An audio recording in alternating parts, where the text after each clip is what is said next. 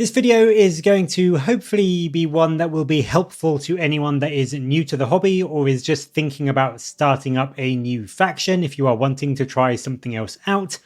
In it, we will be going through all of the separate factions currently available in 40k one by one and having a brief discussion about what they do, why they're cool, a bit of their background and lore, and hopefully give you some ideas or pointers about the reasons why you may want to start an army of them. Now, it's fair to say that in 40k there are a few different reasons why you might want to start a brand new army, whether you just love the look of a faction or you just love their specific models or their background or their lore, whether you think they'll be really fun to build and paint up.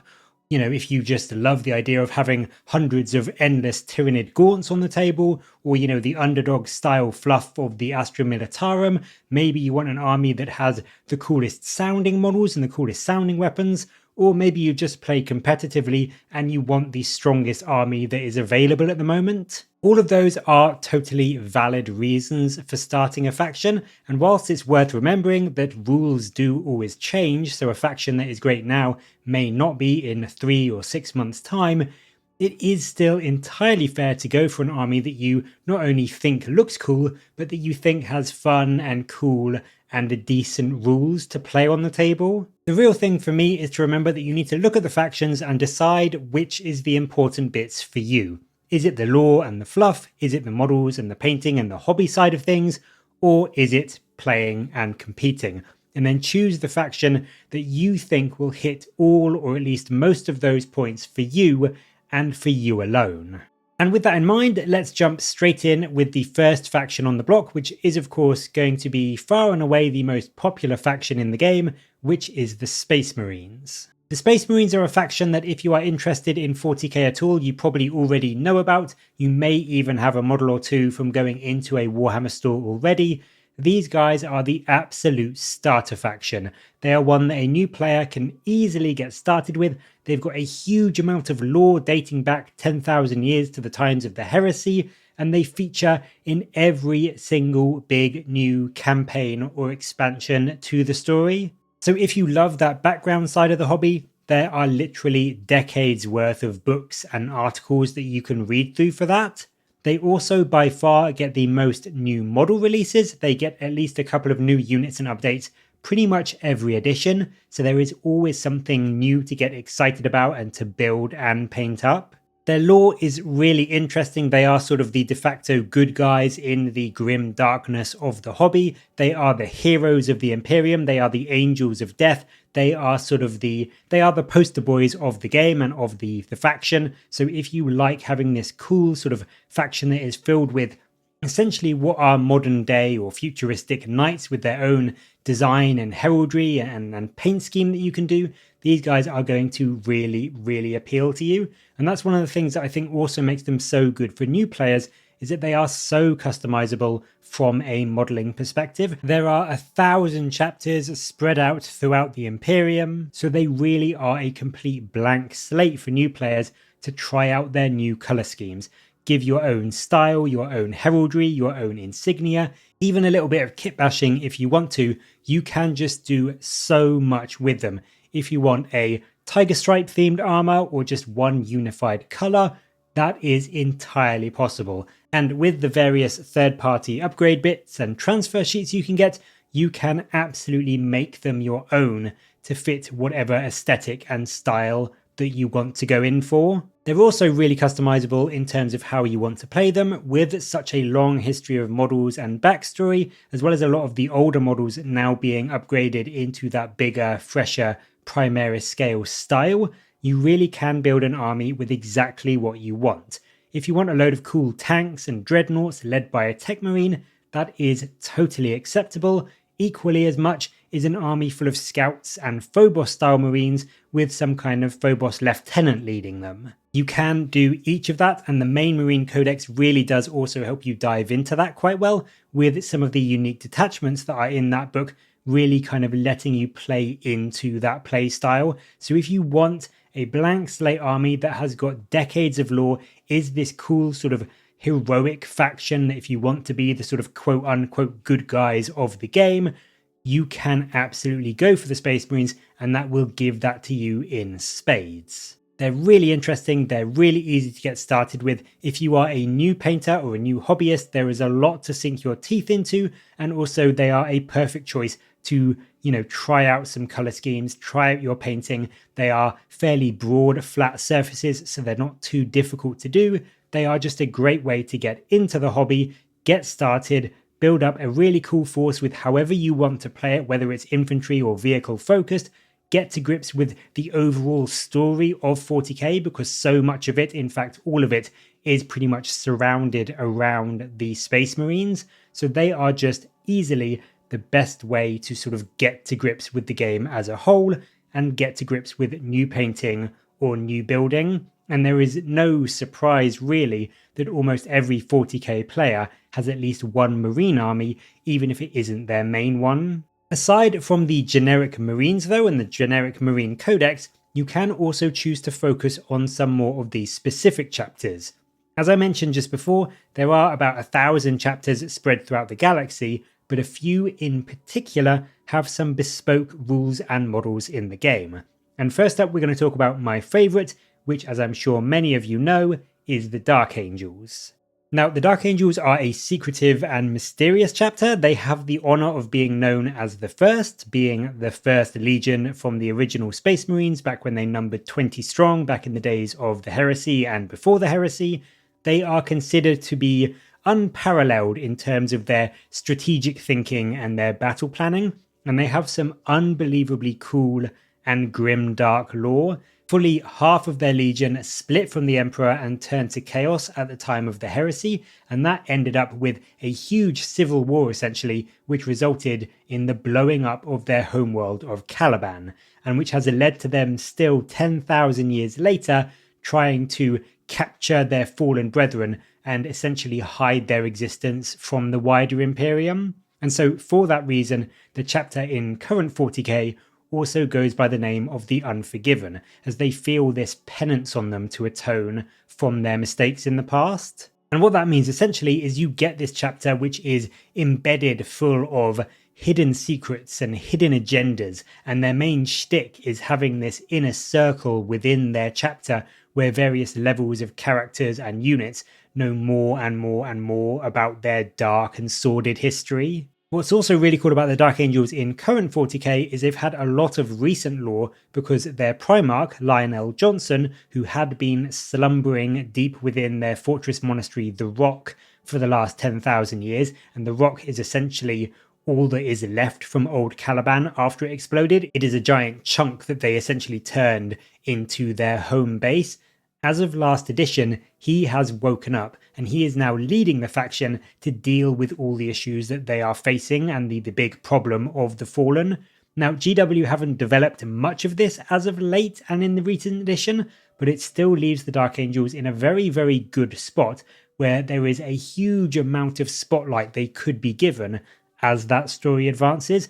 How is the Lion going to react to the Imperium 10,000 years later after he fell into his sleep? How is he going to get on with Guilliman, who is the only other loyalist Primarch around at the moment? How is he going to deal with the bureaucracy of the Imperium and the High Lords of Terror? And also, it's just really cool having one of the most badass fighters in the history of the galaxy back leading our chapter again. In terms of playstyle, the Dark Angels are quite compliant in how their generic Marines operate, which is to say they are good all-rounders. They've got the same wide range of units available to the generic Marine factions, so you can build a pretty standard Marine list with these guys, but they do also have some unique units that regular Marines can't take. Chiefly among these are the units of the Deathwing and the Ravenwing, which is the first and second companies in the chapter. The Deathwing are all about the elite of the elite. They are your Terminators and your Blade Guard veterans and that sort of thing. They all come in this distinct bone white scheme compared to the regular green of the standard companies, and they are the hammer that gets called in to jump in from deep strike to deal with the fallen angels whenever they are found, and essentially just eliminate them or capture them to return them to the Rock for interrogation. The Ravenwing, by comparison, which is your second company, they are the fast-moving mounted company. They are all deployed either on bikes or in speeders, and they are essentially the hunters that the Dark Angels use to track down the Fallen and corner them before calling in the Deathwing to make that strike and actually deal with the Fallen. So they do very much work side by side, these two companies, and they are often seen as something of a different army compared to the generic Green Wing by a lot of players, but this is sometimes represented. I think there's only one detachment that really does it at the moment in the game, but there is a detachment that allows them to really collaborate well together and buff the others, so giving the Deathwing easier charges when there are Ravenwing around and that sort of thing. But you can also run a pure Ravenwing list, you can run a pure Deathwing list, or you can go for that more generic Green Wing standard Marine style list too, with their Unforgiven detachment. What they also have is some of the coolest characters in the game. Now, I could be biased here, but Azrael is by far and away one of the most exciting and interesting units in the entire game. He's also one of the most competitive characters in the entire game at the moment, with his fantastic set of rules, whilst other characters like Samael and even the Lion himself bring some incredibly fun, incredibly powerful rules to the board. So they are a faction, if you wanted to go for them, that are steeped in this cool, grim, dark lore. They have some of the coolest models in the range if you love this Arthurian knight feel, with a bit of a Gregorian monk thrown in on top with that robed, hooded aesthetic. If you like any of that, if you like swords, being great in melee, having a very much all-rounder style army that can put on some really elite, hard-hitting units onto the battlefield, then these guys will be right up your street.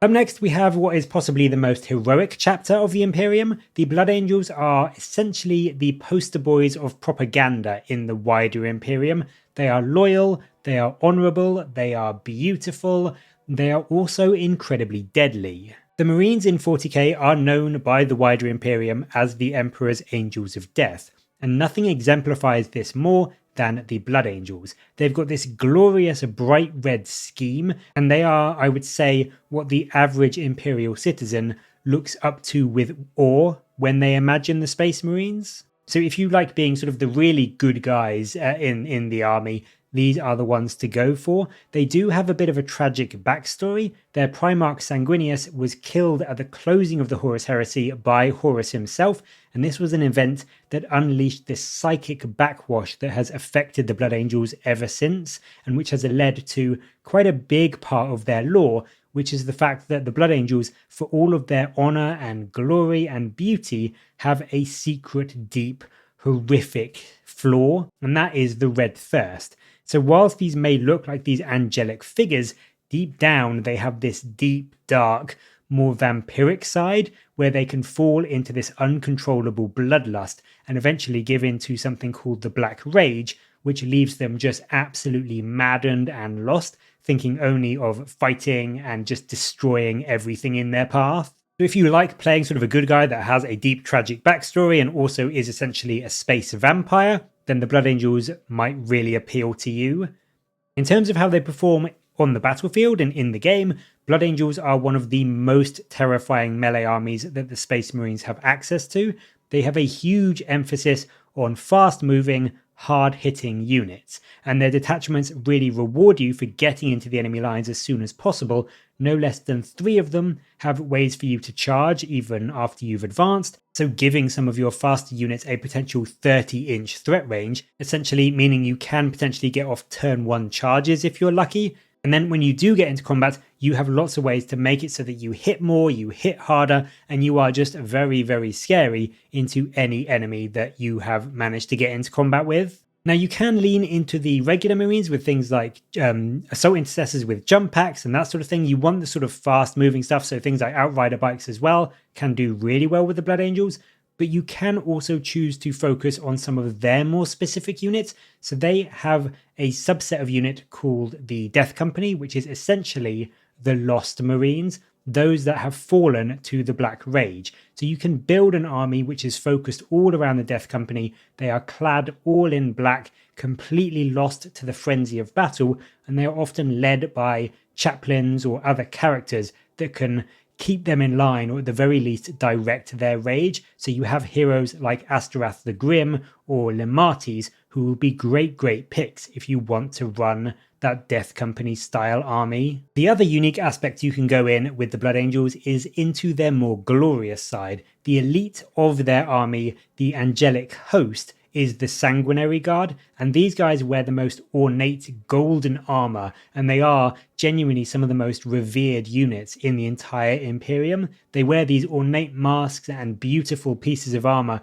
which sort of enrapture their allies and really inspire them, and also utterly horrify their enemies. And they are quite often seen alongside the Chapter Master himself, who's one of the oldest Space Marines, Chapter Master Dante, who is a fantastic character to bring if you are going for that sort of Sanguinary Guard inspired list. He wears a very unique mask, which is actually the death mask of Sanguinius, the Primarch himself. So he looks very much like Sanguinius, and there's actually an interesting bit in the most recent Lion book where he returns, and he is a bit shocked because he sees Dante and sees the sort of visage of Sanguinius on his face. So he's got a load of lore in terms of essentially being the reimagining or reincarnation of Sanguinius, not actually or physically the reincarnation, but sort of spiritually and sort of as a figurehead for the chapter, because Sanguinius is dead, he won't be coming back, but Dante is this guy that sort of leads the chapter, and a lot of people do look up to him as sort of this Sanguinius inspired character. Essentially, if you like an army that is super quick with a load of options for zippy 12-inch move units and that wants to get up the board as soon as they possibly can and just charge into the enemy and unleash some really deadly melee attacks, then the Blood Angels can do that in spades. And they also bring some really cool, unique and tragic lore to their backstory in the Imperium, and one that you can play into really well with that mix of the Death Company units who have fallen to the Black Rage. On the other hand, one of the other very melee-focused factions for the Space Marines is the Space Wolves. Unlike the beautiful Blood Angels, the Wolves are more of a rough and ready style faction. They are very much looking like old Viking raiders. They are very rugged, and they've got this lore based all around heroic deeds and legendary characters with hunts and great sagas and drinking to celebrate. That is all the aim of their game. They come adorned with all of these pelts and other trinkets from the various successful beasts and monsters and creatures that they've slain over the years, and they very much play into that idea. The Space Wolves come from Fenris, and as you may guess from the name, both of the planet and the army itself, they do have a fondness for wolves, and part of their genetic makeup is the Canis Helix, which is sort of a part of how they were created. Some people would say it's a flaw, some people would say not, but it's a certain part of their makeup that gives them this more barbaric look with these sharpened teeth and these long sharp nails and this shaggy wild hair.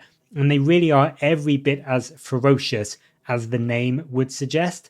But despite that initial sort of scary look they also have this immense strong sense of brotherhood and loyalty. They really are like a pack of wolves, and they will stick together through thick and thin, and they are utterly devoted and loyal to the Emperor. They are a melee army like the Blood Angels, and with a brand new codex which has just released, it is a very good time to be getting into them. They can be every bit as fast as the Blood Angels in some situations, but their main playstyle is really focused around their sagas, and in games your detachment choices will give you this set of goals or heroic deeds to accomplish, which will then boost your forces to even more destructive power. So they are this very stylistic army with their playstyle and their look.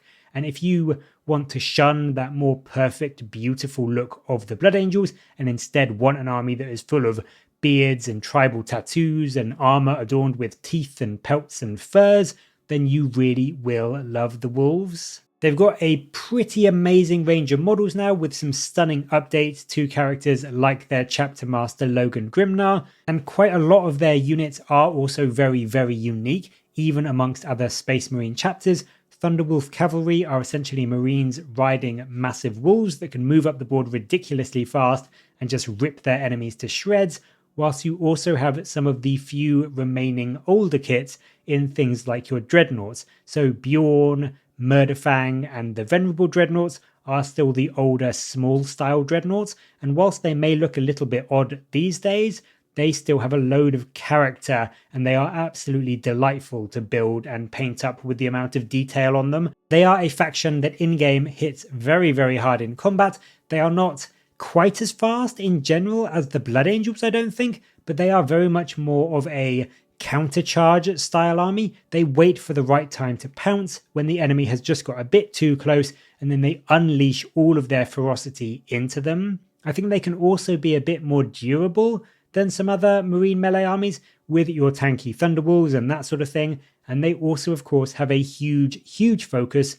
on their characters. So if you love a Hero Hammer style game, then the Wolves really will be a faction for you. Between all of your unique character units, the Wolves may well have the most individual options for heroes and characters out of any faction in the game, and they each bring a fantastic bit of lore, as well as some brilliant and fun rules to the battle as well. You know, achieving your sagas that your detachments bring with some of your characters and which rely on some of your characters in some situations, provides the rest of your army with this wealth of new buffs. So letting some of your units reroll hit and wound rolls with things like Saga of the Bold, or just going for that more thematic Saga of the Beast Slayer, where you want to be going off and killing the big monster and vehicle units that your opponent might have, and then wiping them out can unlock you army-wide lethal hits. So there are just some really thematic, fun sort of mini games to do inside the game itself with your characters and your character units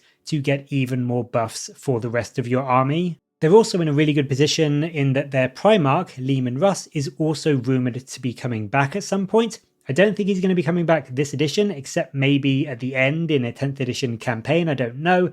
But certainly I think by the end of next edition, he will have returned. So you, like the Dark Angels, have a load of potential new lore and exciting models to sink your teeth into in probably the not too distant future.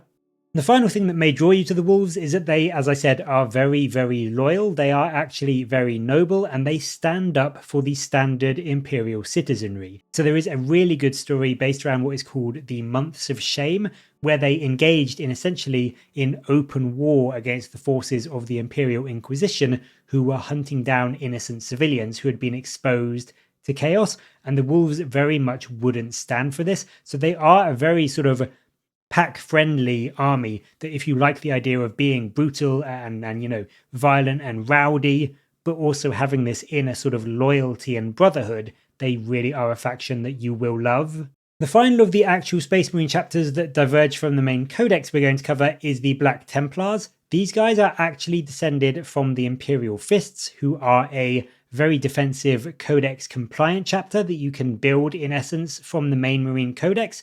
But the Black Templars are a bit more divergent. They are slightly unique in that they see the Emperor as an actual god, not just a very enlightened and powerful human like a lot of other chapters do. They essentially worship and venerate him as a god, and they also absolutely abhor psychers who they consider heretical. So they are quite different from a lot of other Marine chapters. They are, at the end of the day, an incredibly zealous, borderline fanatical chapter who are utterly focused on their goal, which is crusading across the galaxy and across the stars and wiping out who they consider to be the enemies of the Imperium. And as a result of their sort of mission and their goal, they don't actually have a home planet. Instead, the entire chapter is split up into crusades who, as I said, travel across the stars in massive fleets to bring retribution wherever they go. Where they also diverge quite strongly from sort of the other main codex chapters, and the codex itself was written by the Ultramarines Primarch Guilliman, and it stated that chapters shouldn't be larger than 1,000 Marines, so that no one sort of leader or character or HQ would have the full force of a legion, which Horus obviously had before the heresy. So it was essentially a way to try and stop that much power being in the hands of any one man. But the Black Templars pretty much ignore this. They are rumoured to have at least several thousand Marines split up across their various crusades. Much like the Dark Angels, these guys do have a very knightly feel, but theirs is much more in line with sort of the feel of the Knights Templar they've got that gorgeous heraldry on their black and white armor, which features all these crosses and chains across their weapon and their arms, because they are also a very much melee focused chapter. So they put chains on their weapons and across their arms so that they can't drop them. Unlike the speed of the Blood Angels or the ferocity of the Wolves, however, the Black Templars are more of a Horde-style chapter, a Horde-style melee chapter, so you can, with the Black Templars, bring units of up to 20 Marines in their Crusader squads, and they can just utterly drown the enemy in dice rolls. In some cases, with your Crusader squads, they can be throwing up to 75 dice from a single unit. Now, their playstyle in general is very much, as I said, themed around being a bit more hoardy and having a bit more in terms of numbers, but it is very much led by their crusades and their vows, which you essentially choose before the battle begins, and you can get various buffs such as Feel No Pain on your units or anti-Psyker rules if you are going up against enemy Psyker armies like Aeldari or Tyranids. They also, of course, because of their hatred for them, can't take any Psyker models in their army, so you can't take any Librarians with a Black Templars army, but they do make up for that because they also get access to some cool unique units of their own, such as a couple of unique HQs in the Castellan and the Marshals, and also in the Emperor's Champion, who is a Black Templar specific unit who is a pure melee blender. They are essentially plucked from the ranks after having received a vision sent by the Emperor himself before a battle, and they get put into this really ornate, unique armor and just become this absolutely brutal melee fighter. They can go toe-to-toe with most other characters in the game and utterly demolish them with 6 strength 8 attacks that are a flat 3 damage each.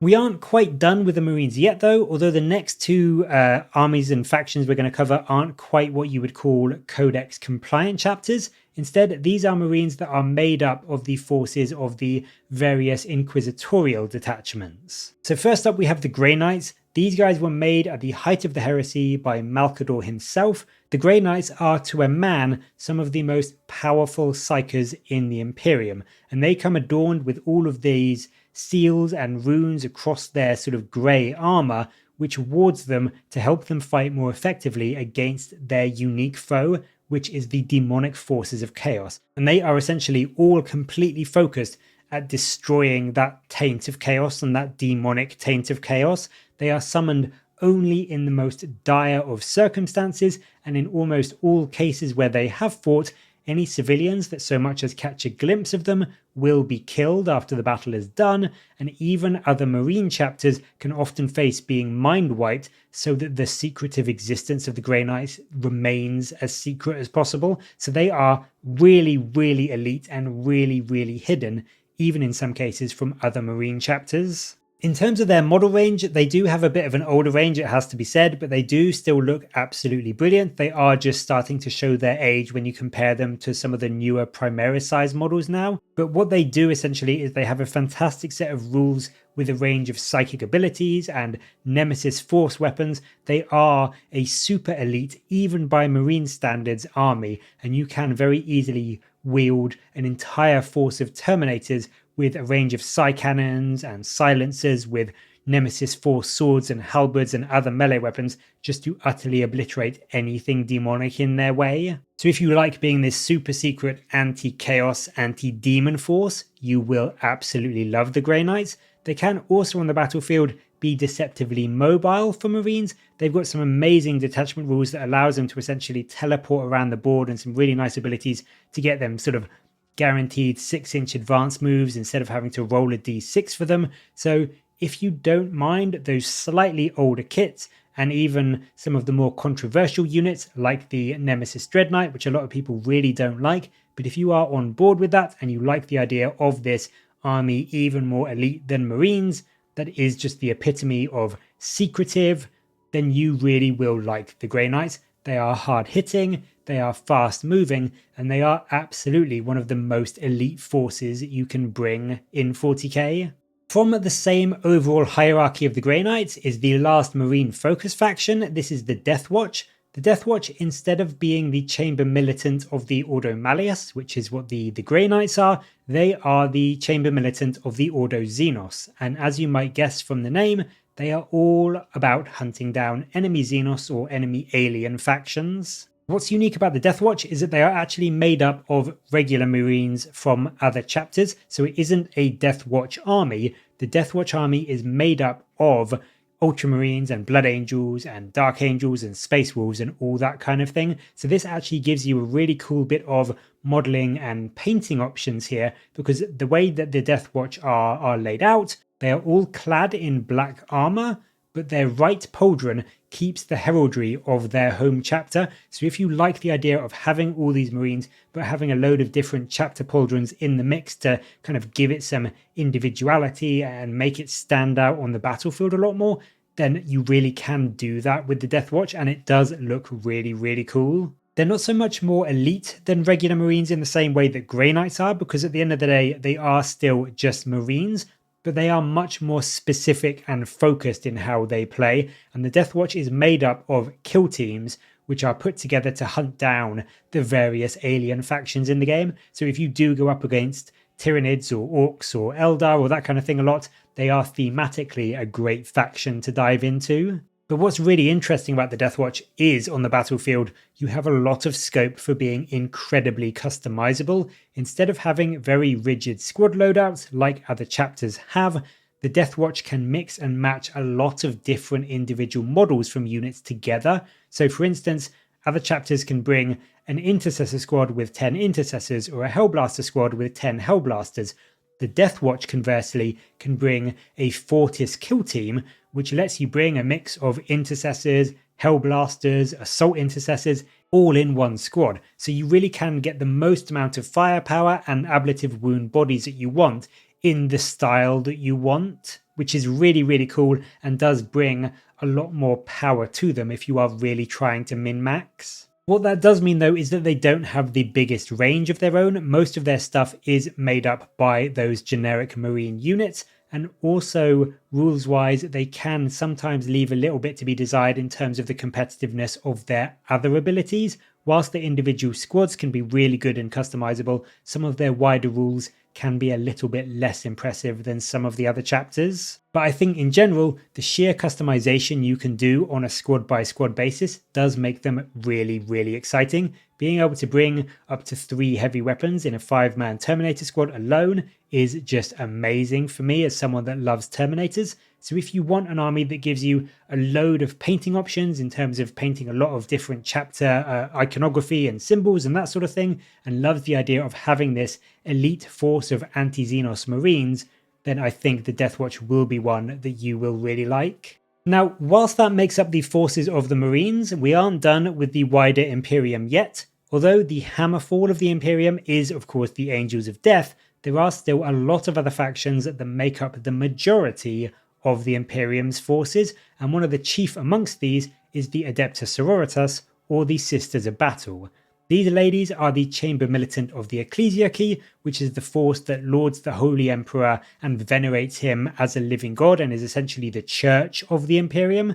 And so what that means is that the Sisters are naturally hyper-indoctrinated to the extent, if not more so, that the Space Marines are, with their belief in the Emperor as a god, and they utterly abhor anything that stands against that belief, and they will use their military might to purge anything they see as a heretical force against the Emperor's divinity. They are made up of, sort of orphan children, and they are raised from the youngest age to believe indomitably in the Emperor and use their favoured trifecta of weaponry, which is the bolter, the flamer, and the melter, to burn away any stain against him. Now, despite being an elite unit, the Sisters of Battle are just regular humans. They are not genetically altered like the Marines are. What they do have, though, is a form of power armor. It's slightly smaller and not adhered to them in the same way that the Marines is, because they don't have a black carapace that Marines have to kind of, facilitate the power armor kind of really enmeshing with the rest of their abilities. But they do still get a 3-up save from their power armor. They do just suffer from being still slightly squishy because they are still toughness 3 like other humans instead of toughness 4 like Marines. Despite that though, they do have some very good and very thematic rules. They have a miracle dice ability which represents their sheer faith in the Emperor and him providing them divine guidance and support, and you can essentially use this to choose certain dice results after things have died to help make sure that you get those hits through or get those wounds through or get a 6 damage on something like your melter when you really need it. And these, what are called acts of faith, are a core part of the Sisters' playstyle, as well as playing a really, really big part in their lore. What's also really interesting about the Sisters is that they've got a very, very unique appearance. They've got a lot of religious iconography and stylistic designs. A lot of their units have got winged cherubs accompanying them to kind of show, things that are carrying around ammo or that sort of thing. Almost all of the units in the army also favor that trifecta I mentioned before, either having a bolter weapon, a flamer weapon, or a melter, which is super, super thematic and fun. It can be limiting in some ways because melter isn't great at the moment, and bolters and flamers are good, but they're not what you want for really taking down the heaviest of armor, so they can sometimes struggle against the toughest of vehicles. But that's where your miracle dice come in, so that you can guarantee you are getting that 6 to wound if you need it, or when you do get the damage through, when you do get the wound through, you are getting that 6 damage to do the absolute most from your melter when you need it. They also have a really enviable position in that they can field the only living saint available on the tabletop to the Imperium, who is Celestine, and this is a divine personification of the Emperor's will, clad in this ornate golden armor. She just descends from on high to give hope to your forces, as well as just obliterate the enemy with her own divine retribution. So if you like this hyper-indoctrinated, fanatical, religious army that is sort of like the Black Templars, it can field a good number of models that can drown the enemy in dice if you want to, but also has this distinct religious feel, full of divine gifts and miracles, as well as some awesome stompy robots from things like your Penitent engines and your Paragon warsuits, then you will definitely find something to enjoy with the Sisters of Battle. They do have some of the coolest designs in terms of their models and their vehicles. They are all based on the standard marine tank pattern like the Rhino, but they've got this unique ornate addition to most of them with things like the stained glass shield of the Immolator or the literal organ-inspired missile launcher of the Exorcist. So they are just a super, super thematic army, and they've also got a fairly new model range as well. So they are looking quite good, and they are just a great way, I think, to embrace the absolute zealous insanity that 40k is well known for.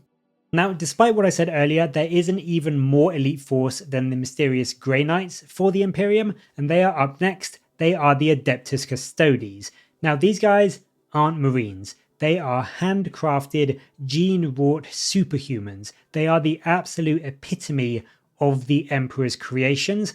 Each one is an individually designed masterpiece. They are known as the 10,000, and they have been the Emperor's direct and personal bodyguard since before the inception of the Marines, since before the heresy. Each one is easily capable of wiping out a unit of Marines before they can even react, and they are noted as being worth an entire army of regular soldiers all by themselves. They have the most advanced and powerful weaponry that the Imperium can create. Their Auramite armor is stronger even than the power armor or Terminator armor of the Marines, and their Guardian spears can cut through almost anything without so much as a pause. The Custodians truly are the most powerful and unique creations of the Emperor, bar the Primarchs themselves, and each one is just a master of combat and warfare, but also a master of poetry and speechcraft and diplomacy. They are essentially what humanity should aspire to be. And not only do they guard the Emperor himself, but they also guard Terra as a whole, and as of more recent lore, they also now leave Terra, leave the planet, to carry out missions as decreed by the Emperor. In the setting and in the lore, they are considered to be the absolute peak of authority. They don't just speak for the Emperor, they actually quite literally speak as the Emperor, and even Inquisitors, Chapter Masters, even the High Lords of Terra themselves would not be granted an audience with the Emperor unless the Custodes authorized it. So they really are the elite of the elite of the elite. Now in the game, each single model is going to be costing you a lot of points because of how good they are. I think the cheapest model they can bring that is a custodian. They can also bring some Sisters of Silence, which is sort of some allies that they have that also work closely alongside the Custodes. But the cheapest custodian model you can bring is 40 points at least. So they are more than twice as expensive as the standard Marine. But on the battlefield, they show that off incredibly well.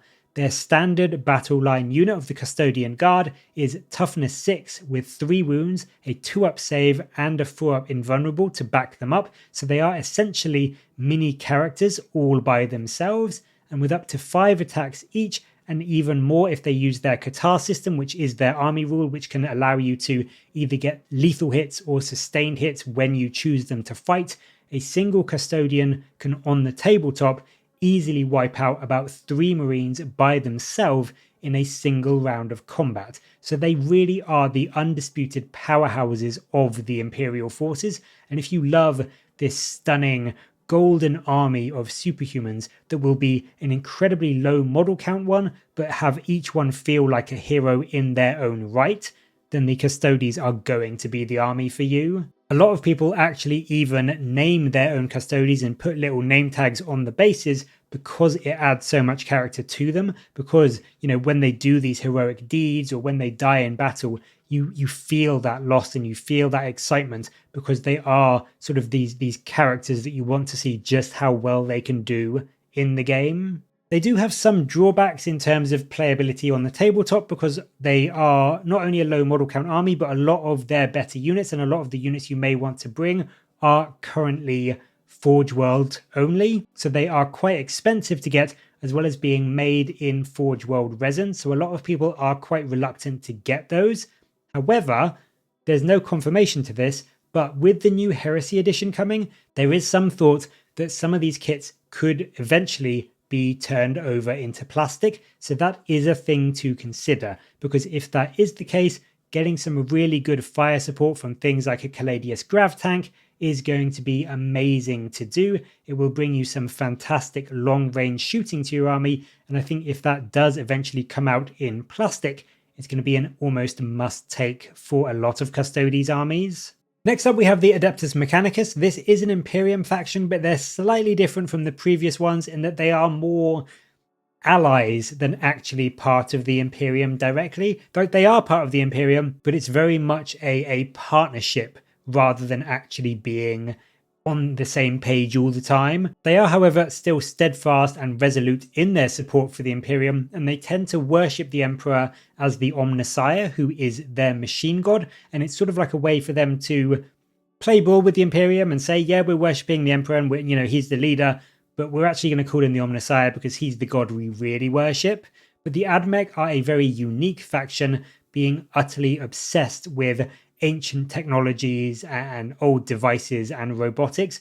They are the cog, essentially, that keeps the Imperium ticking. And without them, the various weapons and armoured vehicles of the Imperial forces would simply cease to be. From the humble lasgun all the way up to Imperator Titans, it is the eternal diligence and the work of the Adeptus Mechanicus that keeps those things going. So if you are a fan of that techno-style army with a mixture of flesh and machine, as well as this older sort of retro vibe in terms of aesthetics, they have a lot of units and models that sort of look like they were designed through sort of like 1950s to 1980s TV and film. If that is your jam, then that's what you can expect here. From the Robbie the Robot style Castellans to the more sleek and hunter style walkers of the Sidonian Dragoons, there really is a lot to love here if you love mechs and you love tech style designs. And on the battlefield, as you might expect from a very mechanized army, they are a very regimented army. Foot units like the Skitarii Rangers and the Skitarii Vanguard will be supporting your bigger units like your Dune Crawlers. Now, as an army, they can be quite squishy. They generally tend to have 4-up saves and are often only toughness 3 on their infantry units, but they do make up for that by having some really quite scary and esoteric weapons. Even the humble Vanguard units get weapons that can wound a Custodian on a 4+. They've also got some really interesting and unique detachments, things that allow you to sort of unleash radiation bombardments on the enemy at the start of the game, or even detachments that allow you to bring in support and buff various Imperial Knights that you can bring along with them, which is very thematic because, of course, the Imperial Knights, as we will see in a bit, go very much hand in hand with the Adeptus Mechanicus. You can also opt to play them in a very Horde style game plan with loads and loads of infantry supported by a few vehicles. Equally, you can go for that more elite style with a load of Castellan robots and Cataphron breachers and destroyers to bring some scarier but lower volume firepower to bear. And then they can even do a very scarily fast option with things like your Dragoons and your Rust Stalkers, who can move up to 9 inches and really drown enemy infantry and dice with things like their transonic blades. So there are a few build varieties for the army, and despite having a very rough start in 10th edition, they are a lot better now, with some cool options on how you want them to play. At the end of the day though, if you want a load of mechanized style units and some of the most unique designs in the game in terms of models and characters, then the AdMech can definitely be one that you tech heads will want to embrace. If instead of all that you just want pure foot-slogging boots on the ground, the underdogs of the Imperium, then the Astra Militarum definitely need you. Known previously as the Imperial Guard, these guys are your standard humans. They are just plain old, regular Jane humans. Ready to fight, ready to die in the name of the Emperor. They number in the billions, if not in the trillions. And the Astra Militarum is who you are going to want to play if you love being the underdog and you love the idea of experiencing the horror of the galaxy as this unarmored, unaugmented, untrained human being just facing down the worst horrors that can be thrown at you. It is a very cool and very thematic army to play. You have dozens and dozens of weak units firing weak guns and just hoping that you will kill enough of the enemy before they reach you. It really is an army that you can quite often reenact sort of last stands with and just trying to die and take out as many of the opponent as you possibly can. At the same time though, they are a faction that can really do some amazing combined arms lists. You can bring a lot of powerful tanks and other vehicles to support your infantry. Things like the Leman Rust tanks bring some insanely durable fire support, and if you really want to up the game, you also have access to some of the scariest super heavy vehicles in the game in the Baneblade variants. So if you love infantry and the more quote-unquote realistic armed forces idea of a faction, then the Guard will do this for you. If you love the idea of a combined arms infantry supported by vehicles and tanks, that can also be played by the Astra Militarum. Like the Marines as well, you also have a load of scope for your own schemes because your guardsmen will of course hail from almost every planet in the galaxy, so whatever color scheme or camo scheme that you want to go for will be 100% legit. If you enjoy the idea of rushing a massed infantry list with dozens, if not hundreds of toughness 3 5-up save models on the board, or just want a full tank company with a few tank commanders leading some squadrons of Leman Russ and Rogaldorn tanks in the battle, you can even go for a scout heavy list with things like scout sentinels and snipers and fast moving rough riders to flank the enemy. It really is an army that can do a bit of anything. You can even do a slightly more elite force with things like your Kassakin. Now, yes, they're not going to be sort of Space Marine level good, but they are some of your more elite units. So if you want this smaller sort of elite special forces style army, then you can absolutely do that as well. Generally, with the Astra Militarum, expect a load of dice to be being rolled each turn, either from your own shooting output or just from the number of saves you will have to make against enemy attacks. But if you love infantry squads, if you love tanks and vehicles and artillery bombardments, if you love that older sort of more typical World War I or World War II style of warfare, then you will absolutely love the Astra Militarum. If, however, you don't fancy painting and building 100 models, or you don't even fancy building or painting 20, then the next faction may be one you prefer. The Imperial Knights are an army where you can genuinely get away with having just 3 or 4 models on the battlefield, and that's because each one is essentially a miniature titan in itself. So whilst a Marine may cost you 18 points per model, the cheapest Imperial Knight unit you can bring will set you back 130, and for some of the more expensive ones, you are looking at between 400 or 500 points. So it's a very low model count army, and one that is very easy to get and put onto the table. In terms of what the Imperial Knights are, they are a set of unique individual households that work very closely alongside both the forces of the Imperium and also the Adeptus Mechanicus, and they are very much inspired by sort of old knightly orders. They often have their own heraldry and insignia and paint schemes, so you really can go to town in how you want them to look and making them sort of fit that sort of knightly feel that you want for them. What they also do is often serve alongside much larger Titan legions, and in that capacity act as scouts or supporting forces for the even bigger Titans. But do make no mistake, each knight in itself is almost an entire army's worth of firepower. With an absurdly impressive profile, each knight can withstand a huge amount of enemy attacks, and they often will come out the other side still alive. They are toughness 12 with 22 wounds, and they have a 3-up save and a 5-up invulnerable save against shooting, so they really are some of the most durable units in the game, and they are also an incredibly customizable army. You can fit them out to be absolutely brutal in combat, with things like the Knight Gallant having potentially up to 18 attacks in a single phase from its chainsword, or you can go for the more shooty focused Crusader, which can conversely throw up to nearly 30 shots into the enemy in the shooting phase. So you really can play them as very shooty heavy, very melee heavy, but they are an army that is very easy to play. They are very straightforward. You are so big and so damaging and so tanky, you just want to move them up, get into the enemy's face, and control the midfield, control the objectives, and have your units basically just demolish theirs. In terms of the lore for the army, they are all about honor and noble deeds. They are much like the Space Wolves in terms of that history, and that is represented in their chivalric code. What this does is it gives your knights an objective to achieve over the game, so you either want to kill the enemy warlord or take objectives in the enemy deployment zone. And what this does is, now that your knight has achieved that honor and got that glory, it unlocks various buffs and bonuses for your army. So they are quite simple and straightforward, and it's very, very easy for a new player to get to grips with them. It's also very, very easy for a new player to paint them up and build them, because not only do you only need 3 or 4 or 5 models, but like the Marines, they've got so much flat area, you can just paint them very, very simply. Conversely, when you get to be a better painter and have more experience, there is loads of room to do some really interesting and unique designs to make them stand out.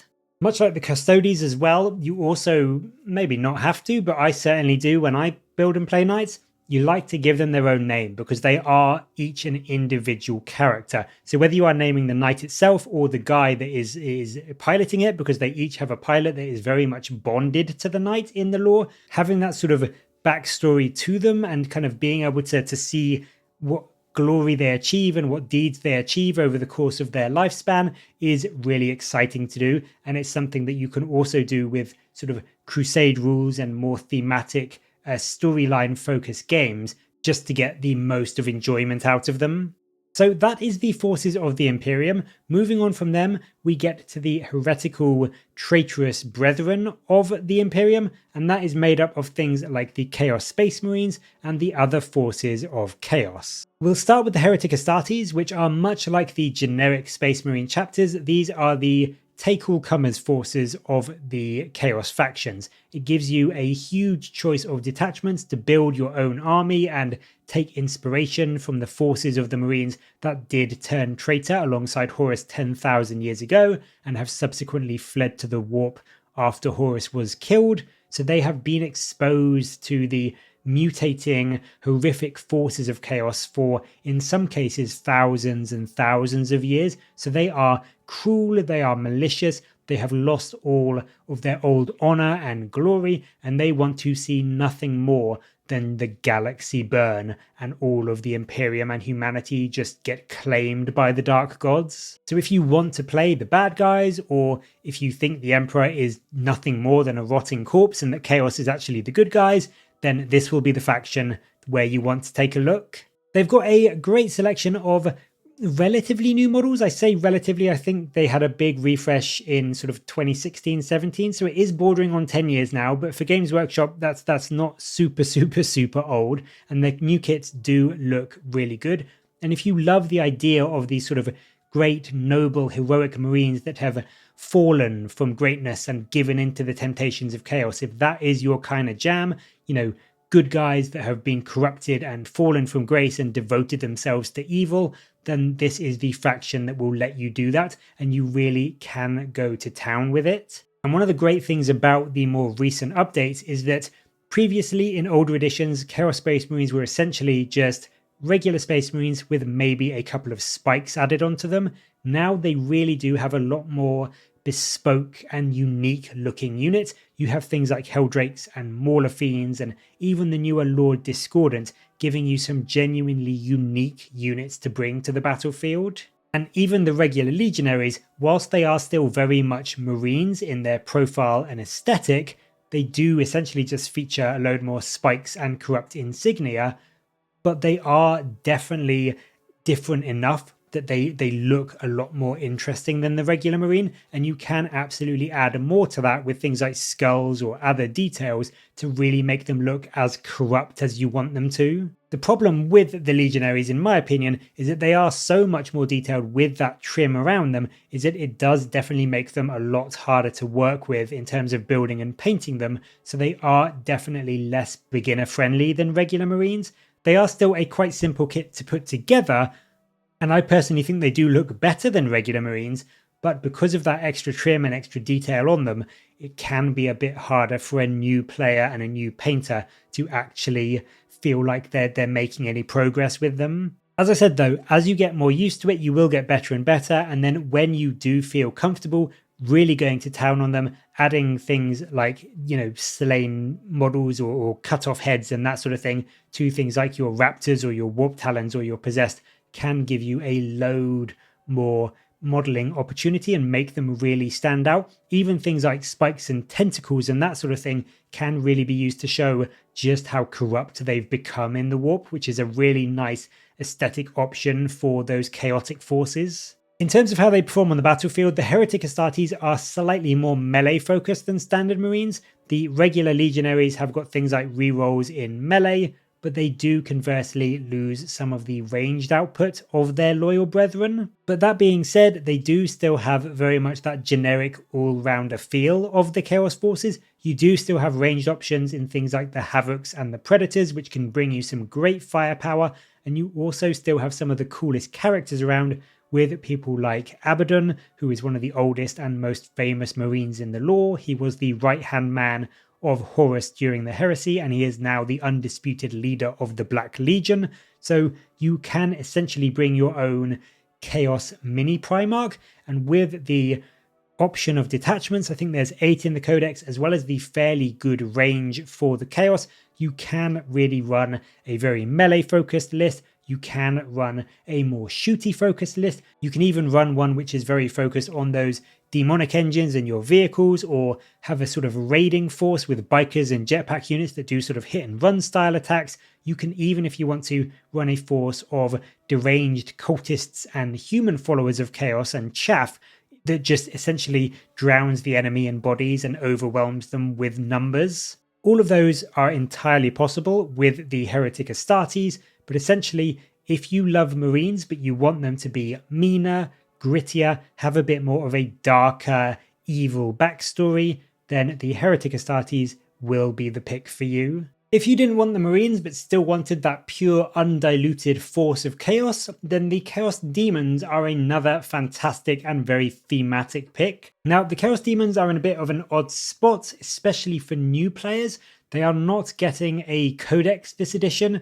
They have instead been filtered into the god-specific Chaos Marine factions of the Death Guard, the World Eaters, the Thousand Sons, and the Emperor's Children, who we will cover next. So there is some questions about their future in the game as we go into 11th edition. So from that point of view, it may be a bit tricky to recommend them as a starting faction for a new player, but you can still play them for now. They do still have their own rules and detachments, and they are still very, very fun. so we are going to consider them. Now, the Chaos Demons are the manifestation of their god. So we have Khorne, who is the god of violence and combat and war and bloodlust. Nurgle, who is the god of plagues and corruption. Tzeentch is the god of change and trickery, while Slaanesh is the god of lust and sort of pleasure.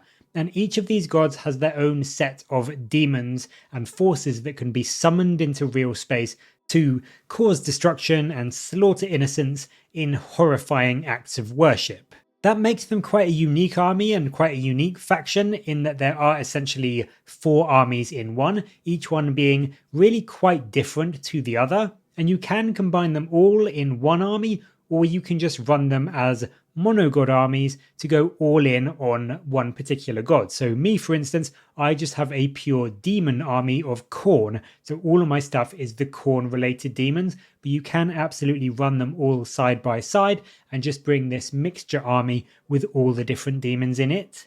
They are all very unique kits from god to god, so it can very much depend on what rules you like, but also which appeals to you the most in terms of look. At the end of the day, though, they all have the same goal lore-wise, which is destroy the enemy and bring even more power to their own god. The army in general is very much melee focused. They do have some brutally violent and fast, as well as durable units available to them. Tzeentch does have some shooting, but generally between the Khorne, the Slaanesh and the Nurgle forces, it is more melee focused than anything else. The demons are essentially the manifestation, as I said, of the god, but also of the emotions and the thoughts of humanity. So they are almost like your worst fears coming to life. So if that kind of idea of playing an army that feeds off the horror and terror of the innocents, if that appeals to you, then demons might be an army that you can enjoy. They do have a bit of a horde style in some of their weaker, squishier units, but they can also bring some of the bigger, scarier units in the game.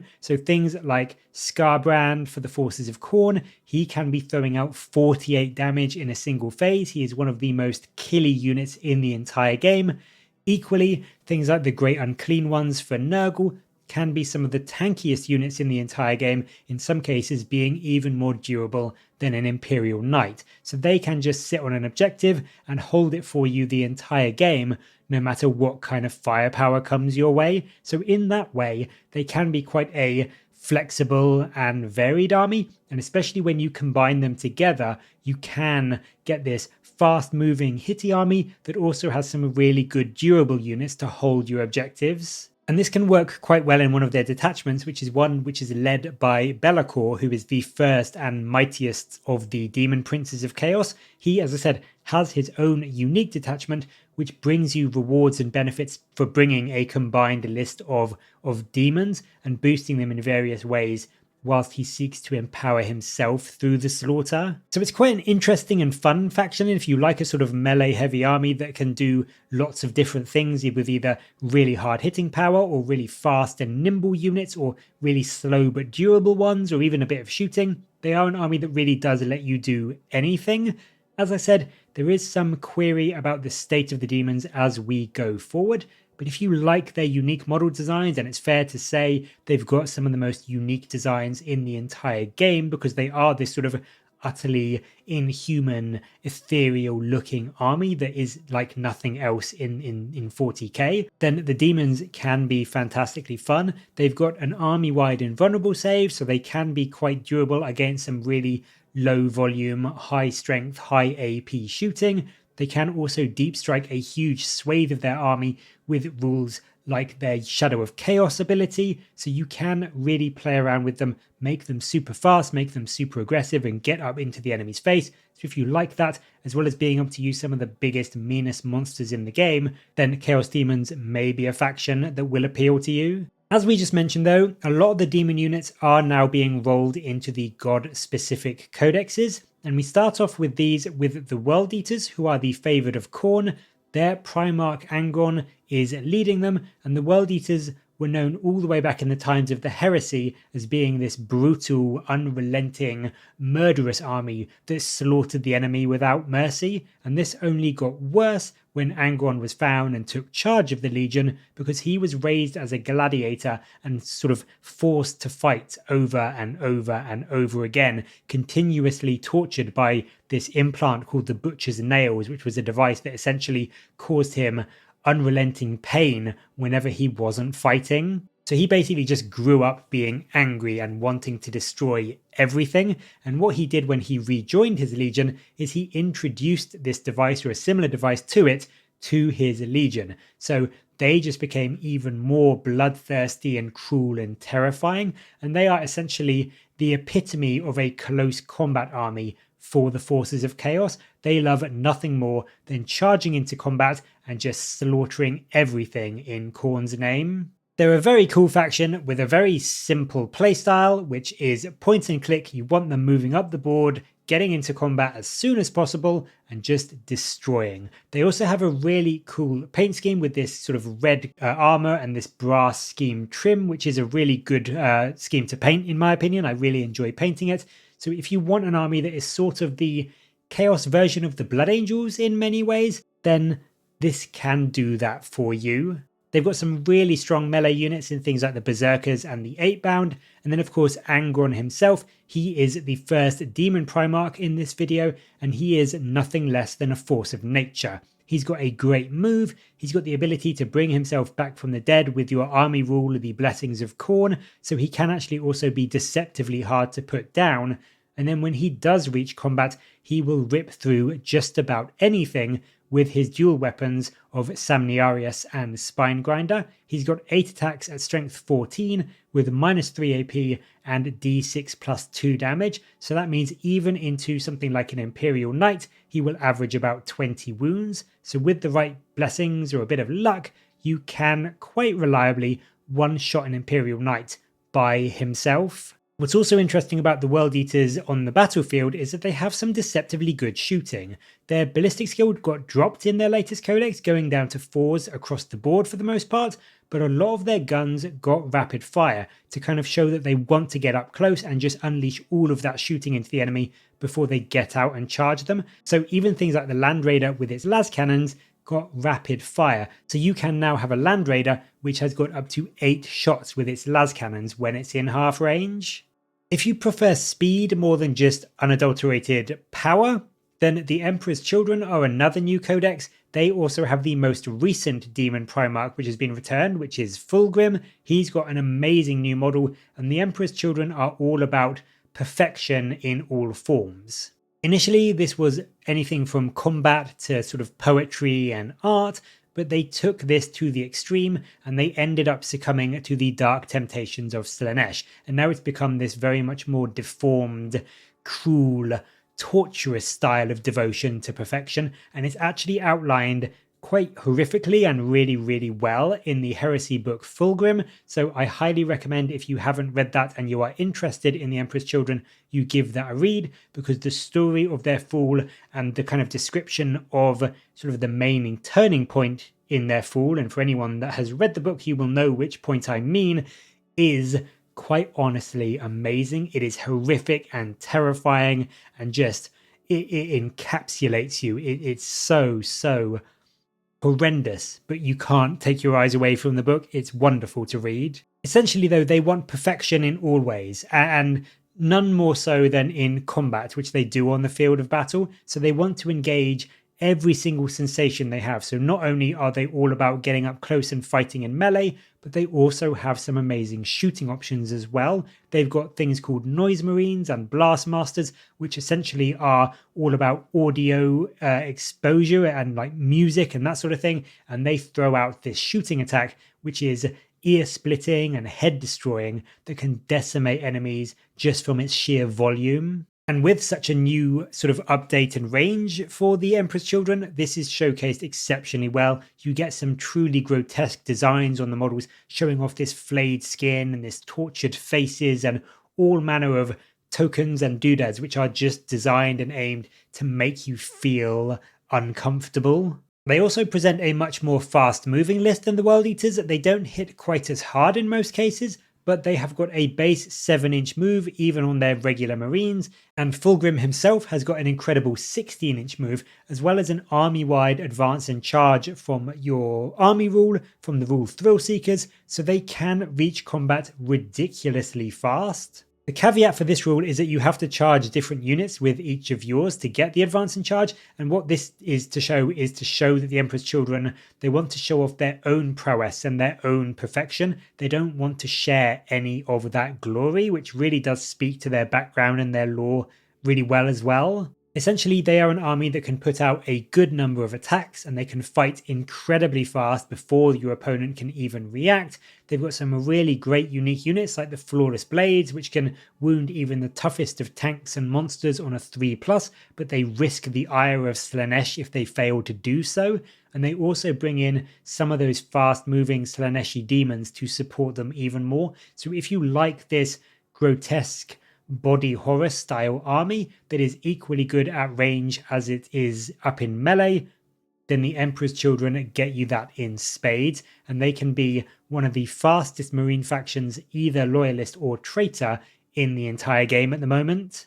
For a more slow moving and pondering army, the Death Guard are another Traitor Marine faction. These guys are led by the Primarch Mortarion, and they also have a bit of a tragic backstory. Mortarion was kind of tricked into making a deal with Nurgle by his first captain Typhon to try and save his legion from this horrible plague that was racking them, but he ended up essentially becoming the very thing he hated because of that deal with Nurgle, which is this chaotic, deformed, traitorous psyker. Back before they succumbed to the temptations of Nurgle, the Death Guard were already a typical legion in that they were steadfast and unshakable, and they deployed very much a boots on the ground style approach, so they would advance up with lots of infantry just walking up the battlefield with some vehicles and heavy support going up behind them to give them some cover. And this is still represented in their lore with their new chaotic form of Death Guard, as well as in their rules. So the Death Guard as an army have got some of the tankiest units in the entire game, and they also have this pallid aura of death and decay, which debuffs anything around them. So while they are quite slow moving and they take a while to get sort of going, they do have toughness 6 even on their basic infantry, so they can be almost as durable as things like Custodes as they march up the board. And then their army rule, the Gift of Contagion, brings a horrific debuff to the enemy, dropping their toughness and even things like their save rolls or their ability to hit as they get within range of the putrid stench of the Death Guard. And so what this all means is that you really want to get up the board and spread that plague everywhere you go. Despite being slow, it is a game with the Death Guard where the enemy just has to try and kill you as fast as they can before you inevitably reach their lines, or else you will just unleash this unstoppable decay and bile and death that will overwhelm them and allow you to pick them apart much more easily. So you do want to be up close to get this debuff onto the enemy, which might make you think this is more of a melee faction, but actually the Death Guard can do both range and melee equally well. Obviously, when you are up close and personal, the ability to drop enemy saves and toughness does make you really, really good. Even your regular Plague Marines will be wounding other normal Marines on 3s and forcing them to a 4-up save instead of their usual 3-up, but even at ranged you do have some mechanics for putting that plagued debuff on a faraway enemy, and then with some of your unique units, some of which were made by Mortarion himself, things like the Blight Haulers or the Plague Burst Crawlers, you can do this almost creeping death style gameplay where you advance your infantry under the cover of that bombardment of your longer ranged units and just keep them safe until they are ready to engage the enemy in melee and just rip them apart with the debuffs that you put on them. Of course, when you do reach melee, you do have those powerhouse units. It's not just your Plague Marines. Mortarion himself is an almost unstoppable juggernaut with toughness 12, a 2-up save, as well as a feel no pain to protect him, which makes him one of the tankiest units in 40k, as well as having some absolutely devastating melee with his scythe.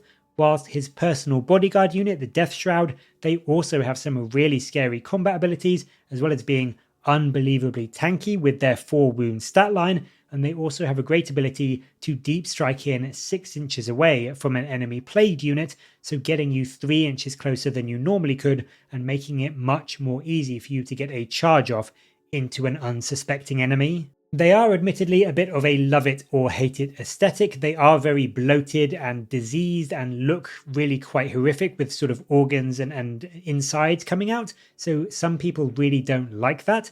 But if you do enjoy that look and you think that kind of style is one that you would like to paint up and play with, then the Death Guard really will be a great faction to get into.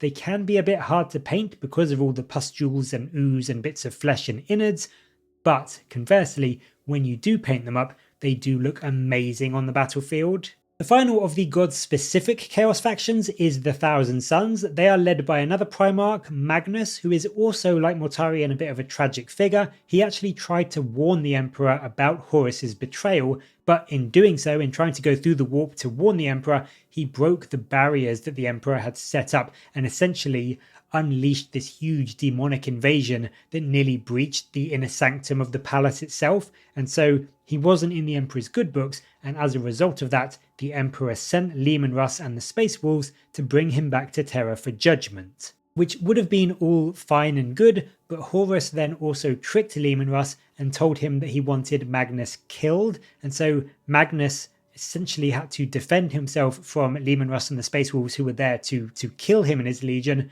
And that led to this enormous, brutal fight, which had thousands of deaths in, Thousand Sons and Space Wolves fighting each other. It had some Custodes there, as well as some Titans. And eventually, Magnus had to retreat back into the warp and essentially ended up submitting to Tzeentch, who has been his patron ever since. And Tzeentch being sort of the god of trickery and change and also magic and psychic shenanigans, the Thousand Sons are, of course, a very psychic-heavy army. They are all about that longer ranged playstyle. Now that's not to say they can't do melee, but they are chiefly a more ranged faction. Even their humble Rubric Marines, which is their battle line units, have got -2 AP on their guns, so they can do a lot of work even into things like other Marine factions, pushing them down to a 5-up save instead of a 3-up. They also get a pseudo psychic phase back with their army rule, which was lost in 10th edition.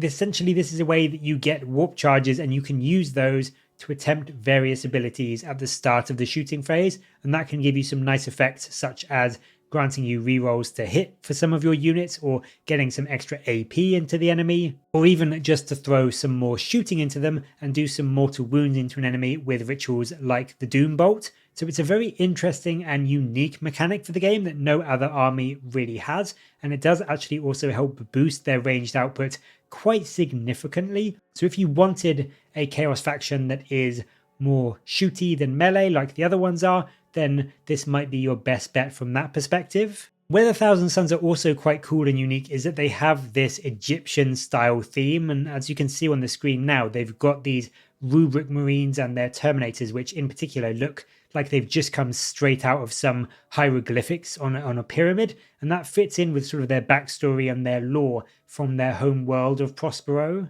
So I do like the Thousand Sons. I think they're not my favourite Chaos faction, I will admit, but I do think they have a good bit of backstory and lore, and if you like that shooting focus, they are one to go for. They've also got some quite cool thematic backstory as well, not just because of Magnus and his whole betrayal, but also because of what their chief librarian Ahriman did, which was during the heresy, he attempted to try and fix the Legion, because the reason they're called the Thousand Sons is that a lot of the Marines were lost and died because of this horrific sort of change mutation that was afflicting them, and Ahriman tried to fix that with a spell, but instead of curing it, he did cure it technically, but he cured it by causing each of the Marines in the Legion to essentially turn to dust and have their souls bound to their very armor. So it's this very tragic, he was trying to save them, but ended up almost cursing the entire Legion. So they also almost feature as this almost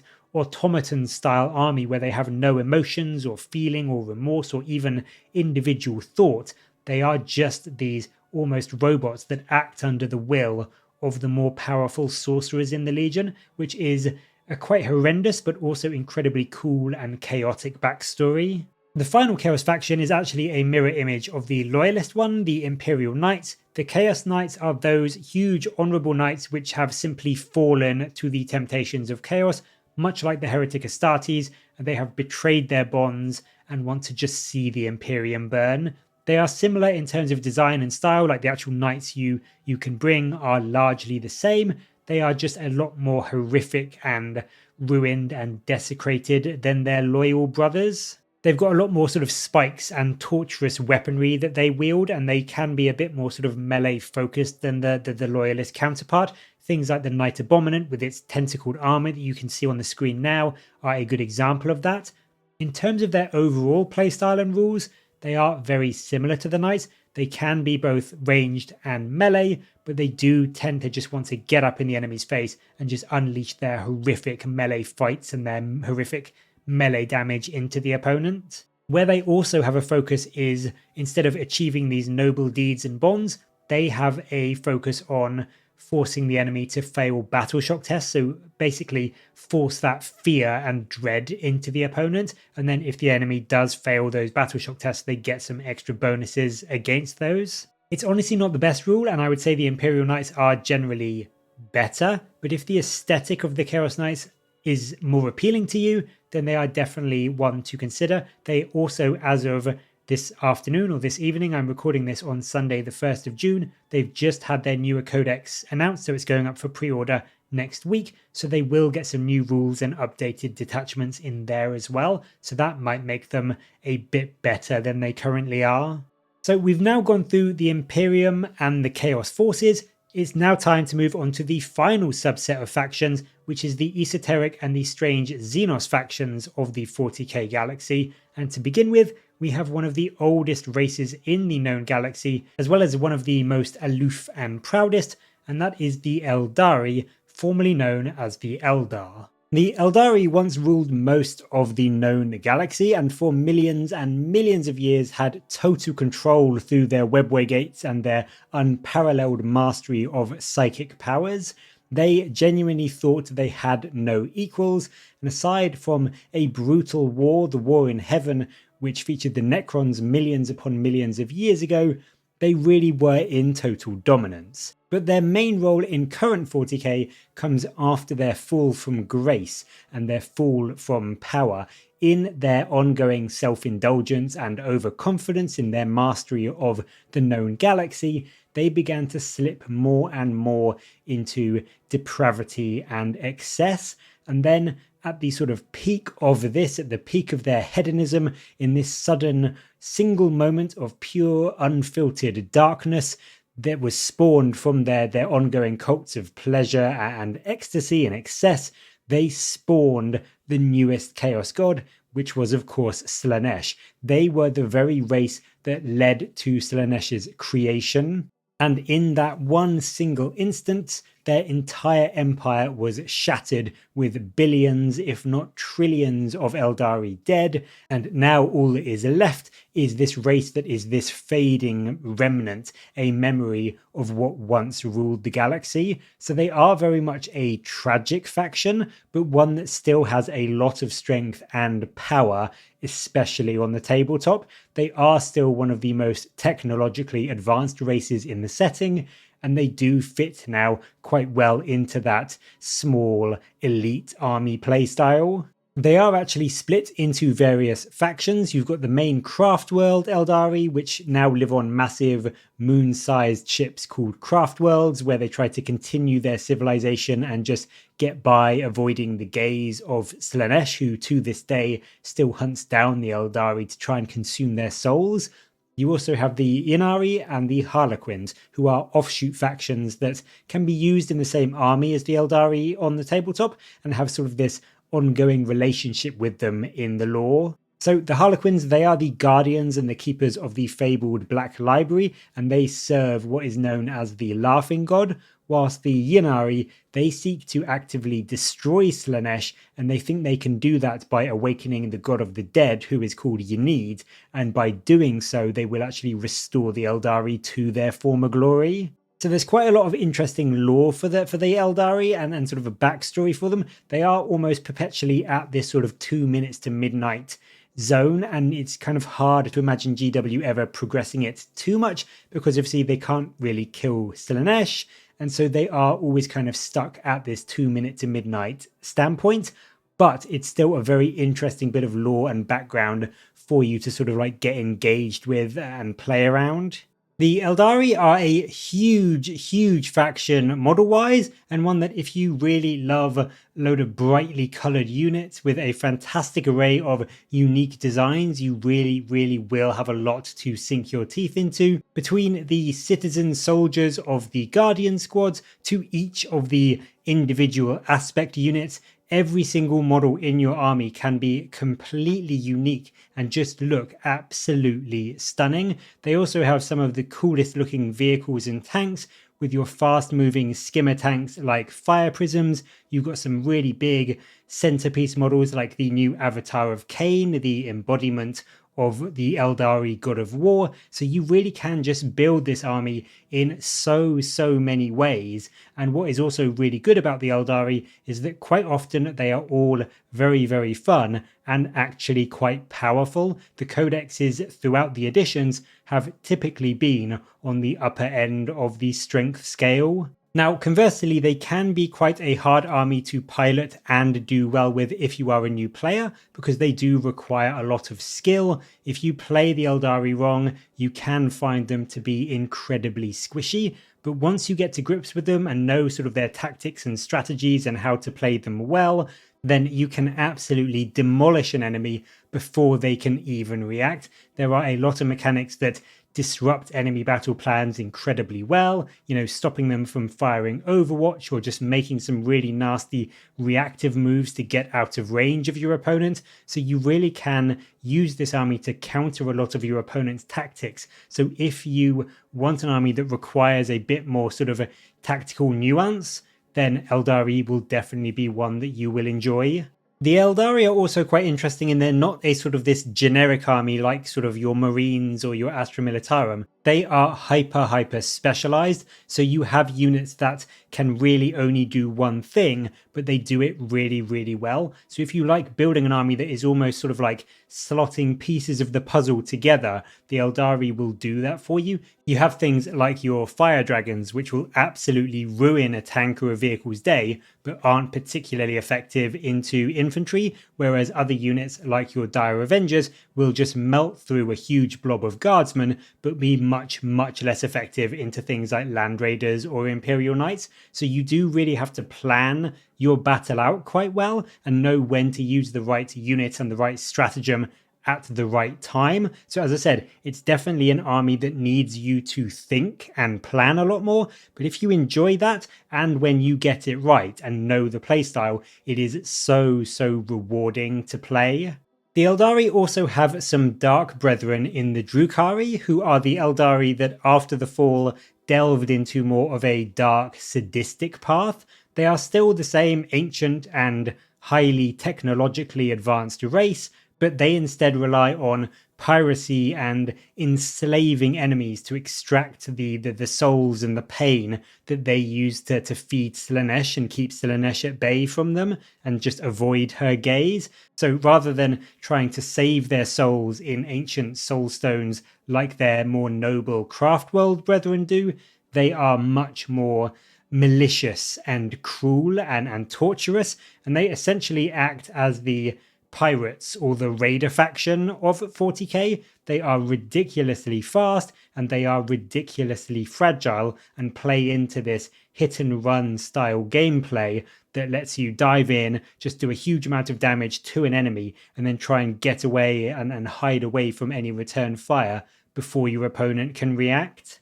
Like the Aeldari, but to an even greater degree, they are an army that requires a lot of planning and thought, because although this is the same as the Aeldari, it's to like the nth degree with the Drukhari. One single misplay or one single mistake or error in judgment or positioning can lead to absolutely huge chunks of your army being destroyed. They are absolutely the glass cannon faction of 40k. Realistically, if you like a faction that is one of the most hated and feared factions in the entire game, just from their sheer evil, brutal, horrific lore, then you will really like them. They are all sort of like spiked and evil and a little bit gothic and dark, so if that aesthetic appeals to you, you will definitely love these guys. And they are, lore-wise, this faction that has a reputation for thousands and thousands of years of inflicting torture and pain and cruelty. So if you like these sort of dark, evil, spiky pirates of the high seas in space, then the Drukhari are a faction that will definitely appeal to you. On the tabletop, this kind of lore is represented in a few ways. They are very, very, very, very flimsy, and they are very, very, very fast. Even their basic infantry has an 8-inch move, so they are some of the fastest moving units in the entire game, but they have only got a toughness 3 4-up save profile, so they do die like flies if they get caught out in the open. One of the ways they get around this though is that they have a load of relatively cheap vehicles, and most of the Drukhari playstyles revolve around loading up your infantry units into their transports, which are their raiders or their venoms, and just shooting out of them and shooting with your vehicles as you move up into the midfield to unleash their devastating firepower, and then back away or scoot away and get behind line of sight or out of range so that the enemy can't target you back and essentially just gets stranded in no man's land, so you can just outmaneuver them turn after turn after turn and slowly pick away at them with this sort of death by 1,000 cuts style gameplay. So they've got a load of really chip damage shooting. They also have that same kind of melee. You've got some really good melee units in things like your witches and your succubi, who are sort of this melee unit that wants to get up close and personal. Again, they're pretty weak and flimsy, but they just do so many attacks that you can force your opponent to fail saves and just chip them down that way. The army itself has got 3 sort of distinct aspects to it. You've got your Kabbalite units, the witch cult units, which are your witches and your succubi, and then they do have a slightly tougher set of units, which is the homunculus covens, and these are the guys that are sort of all about the torture and fleshcraft and doing weird experimentations with their victims. Now, the witch cults, as I said, are the ultimate melee glass cannons with incredibly flimsy saves and really weak attacks, but that just throw out so many dice. Whereas the covens tend to have slightly tankier units. They generally have a bit more toughness and some better saves.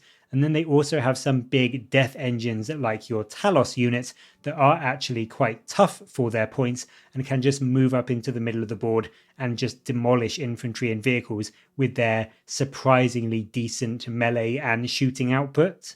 Overall, the Drukhari are a very fast-moving, flimsy army. They are definitely a challenge for a new general to get the best out of. So from that point of view, they can be a hard sell for a newer player, much like the Aeldari. But as I said, like the Aeldari, once you get their tactics and their game plan down, they are almost unmatchable in terms of their mobility. A lot of armies can't even catch them if they try to, and you can kill almost any enemy with this 1,000 cut style gameplay, all the while dancing around them and making it pretty much impossible for them to hit you back. So if you like that fast moving, sneaky, slippery gameplay, all with this sort of spiky gothic aesthetic to you with whips and chains and torture and that sort of thing, then you will definitely love the Drukhari. Next up, we have what is the precursor forces to the Tyranids, which is the Genestealer Cults. The Genestealer Cults act as the initial seeds that get the planet ready for an eventual Tyranid invasion. So they act as this very secretive underground force that invade worlds by staying very much under the radar, and slowly over the course of generation after generation, they implant their genes into poor innocent victims, which slowly grow more and more and more into this ever-expanding empire and force of Genestealer hybrids that are just underneath the surface and infiltrate the target world, getting into positions of power and expanding their force so that when the Tyranid invasion does eventually come, they can just start this massive uprising and disrupt the world and, disrupt their government and their military to help make the Tyranid invasion that much easier. So it's a really cool, interesting like army in the lore. And if you love this sort of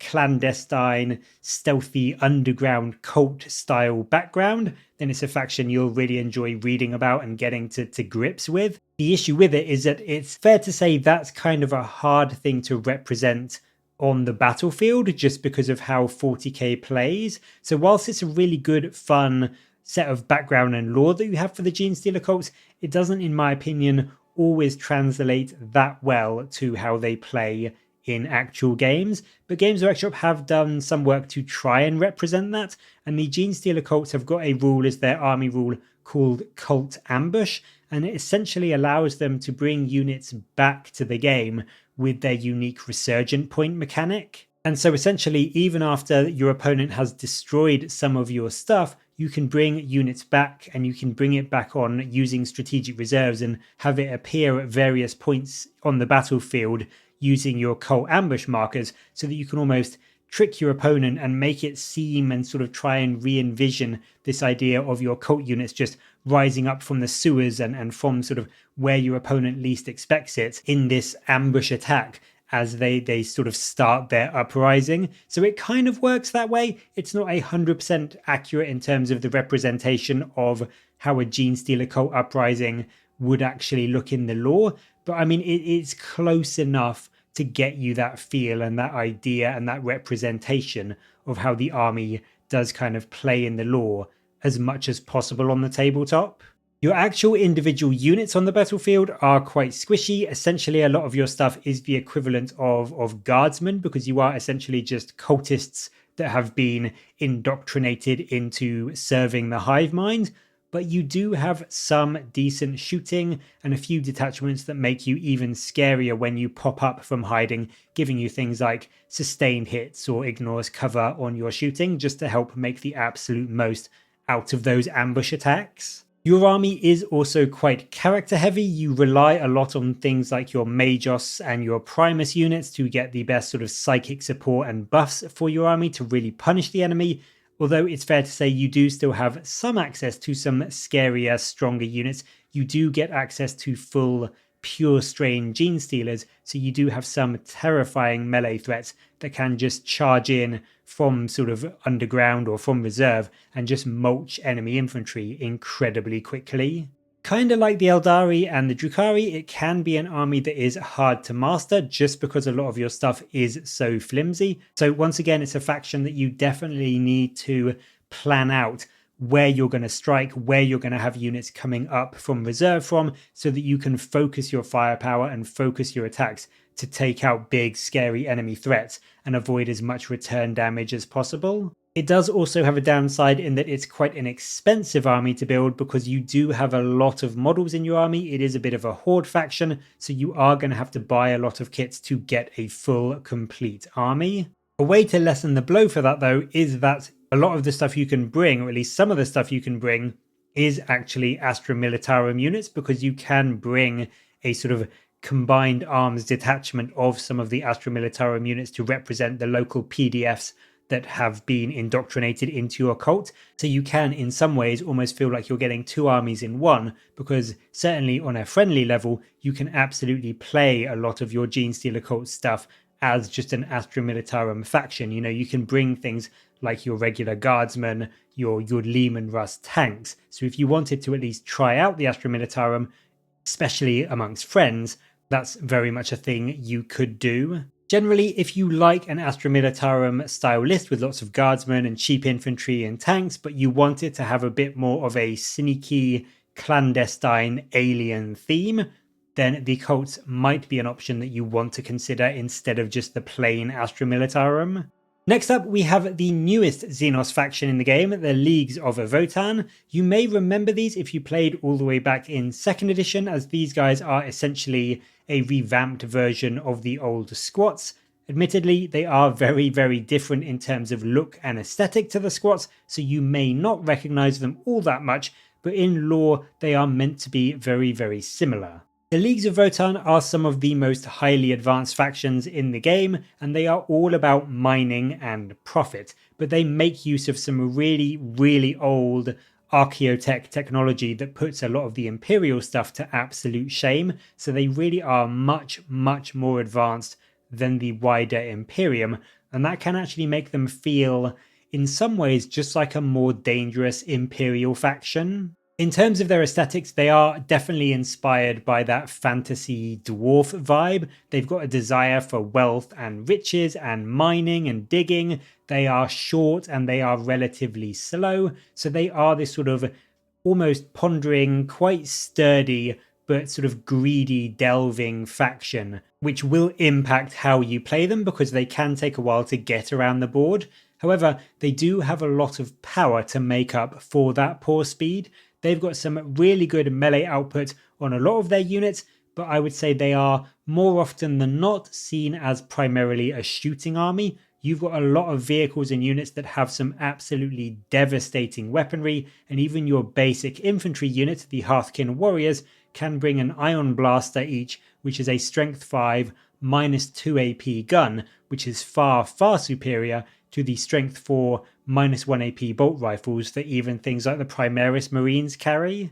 Their real strength comes from another dwarf-inspired rule, which is their grudge system. Their army rule is the Eye of the Ancestors, and this allows them to get potentially +1 to hit and +1 to wound against enemy units that have wronged them, or in-game against enemy units that have destroyed your own units.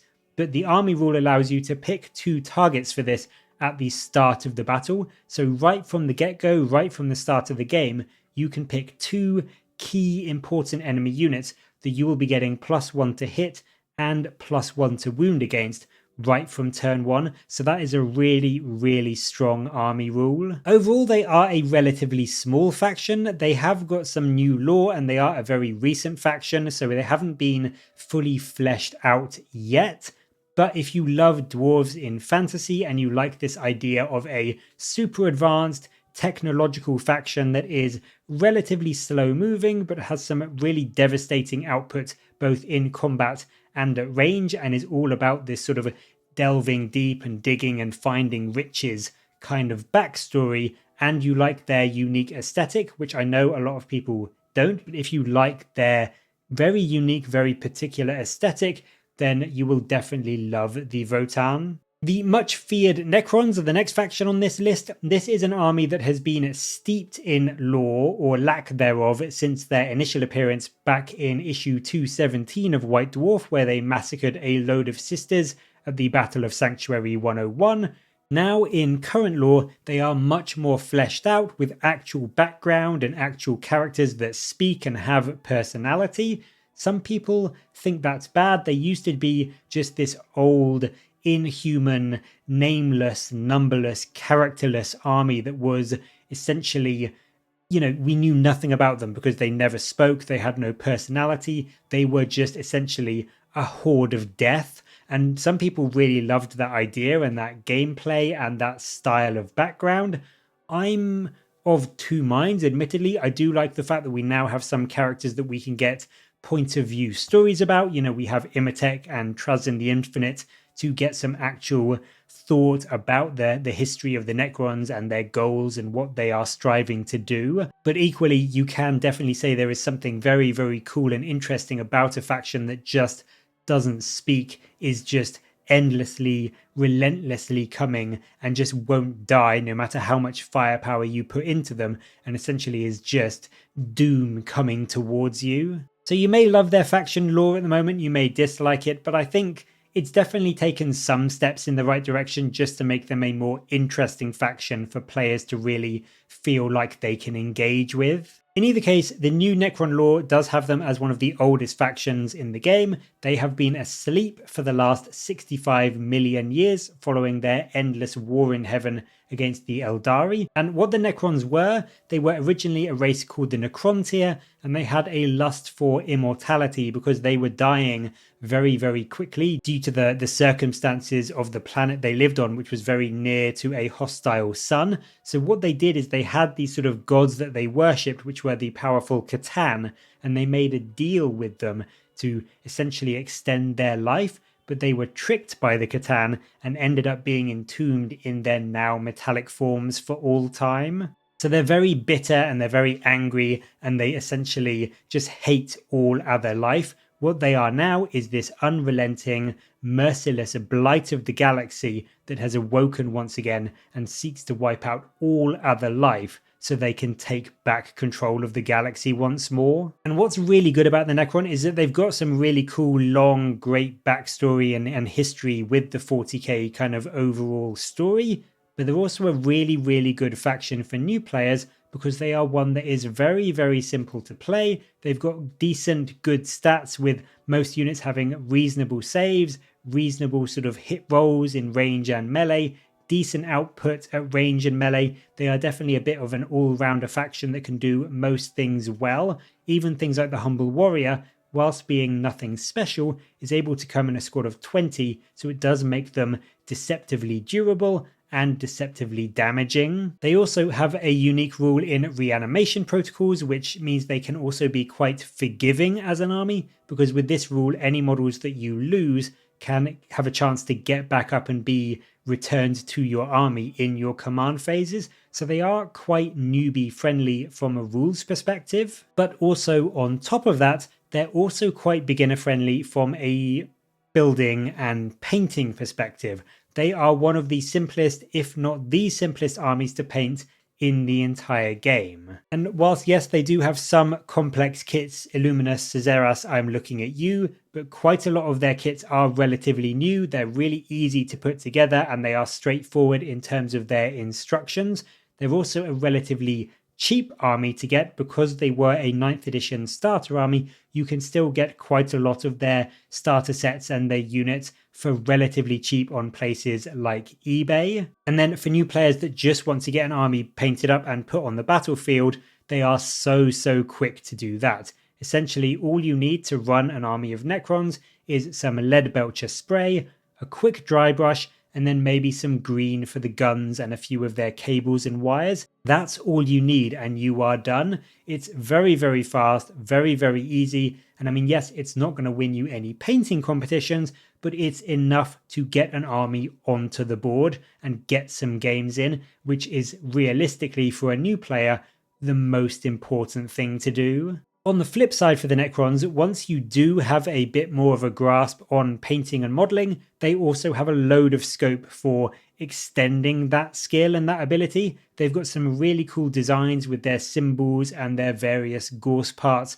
that you can really go to town with to make them stand out even more. So it's a great army for new players to begin practicing their painting on, but then once you get better and get more advanced with your painting, to really make them look amazing and stand out. The Necrons can be fairly flexible in terms of how you want to run the army as well. You are more than able to go warrior heavy and just bring 100 warriors and flood the board with bodies and with lethal hits on their weapons. They are still also relatively good at taking out vehicles even with your most basic infantry unit.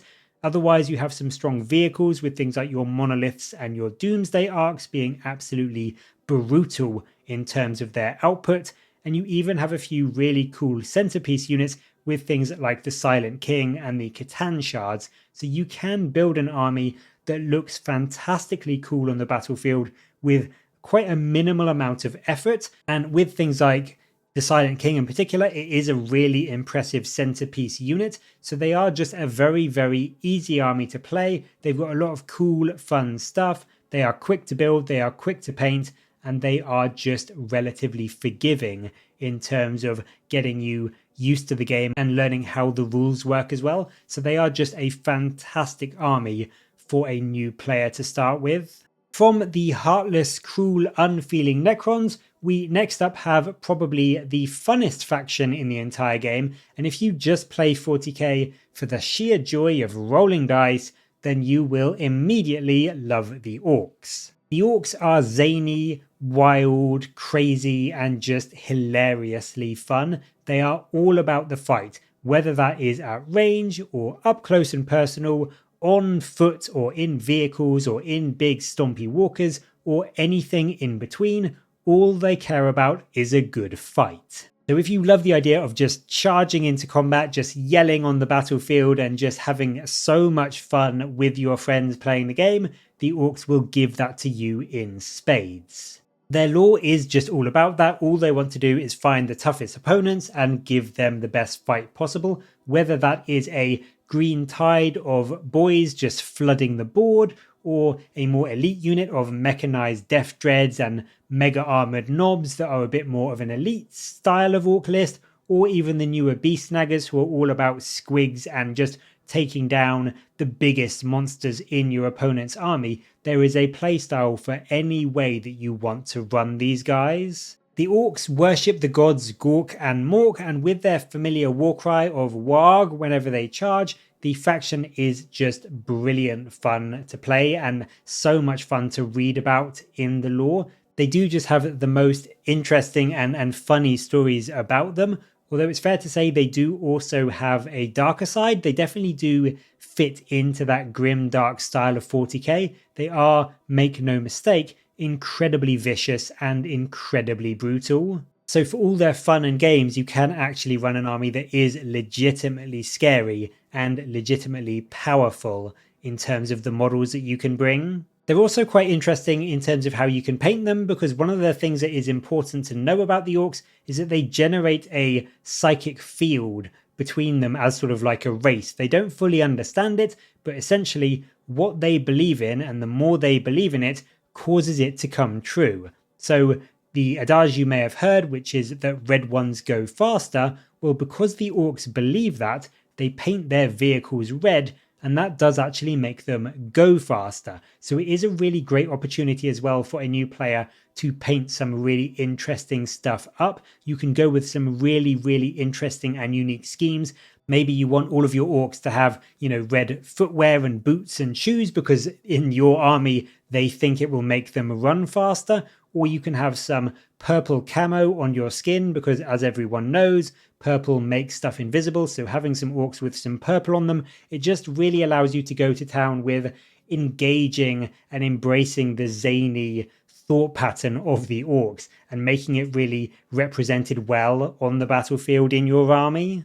In terms of how they play on the tabletop, as I said, you can run a very, very varied style of list, but their army rule is the Warg, which as a mechanic is a once per game ability that massively, massively boosts your output in a lot of ways. It allows you to advance and charge, it allows you to get more strength and attacks in combat, and it also gives your units a 5-up invulnerable save on the turn that you call it. So you basically play a game of waiting to call the Warg at just the right time and obliterating your opponent in that one brutal turn.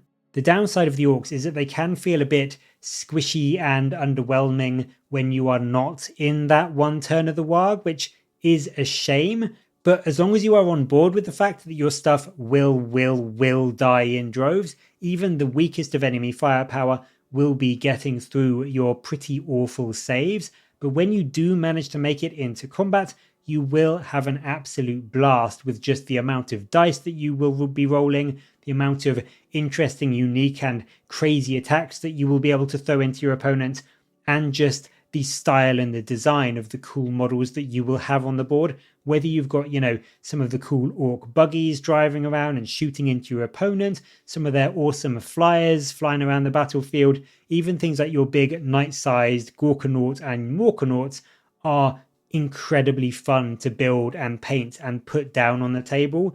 You are also one of the few factions that can easily bring a Titan-sized unit in the Stomper with your games. Now, in terms of competitiveness, the orcs are struggling currently, but as I've said before, that can always change. They have gone from being one of the best armies in the game to being one of the worst, so never really put too much stock in just how powerful an army is right now.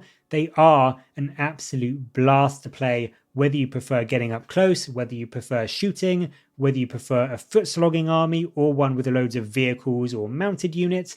They do genuinely have some of the most interesting and coolest models in the game.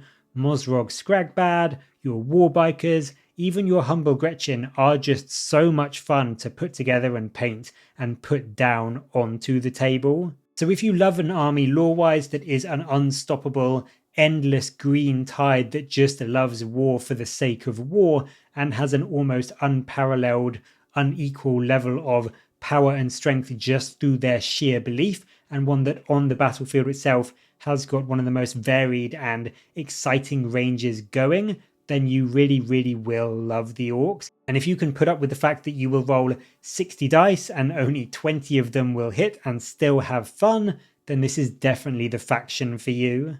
Moving from the Orks to the Tau. Now, a lot of people don't feel that the Tau particularly meshed with 40k when they were first released. They are in many ways the most different aesthetically, but also thematically and lore-wise they are one of the most different because they are actually open to diplomacy, which out of every single faction in the game is probably the rarest trait. Now, they have a great belief in something called the greater good, and what that means is that they are sometimes willing to embrace other races and other sort of species into their society if they are willing to follow the beliefs of the Tau.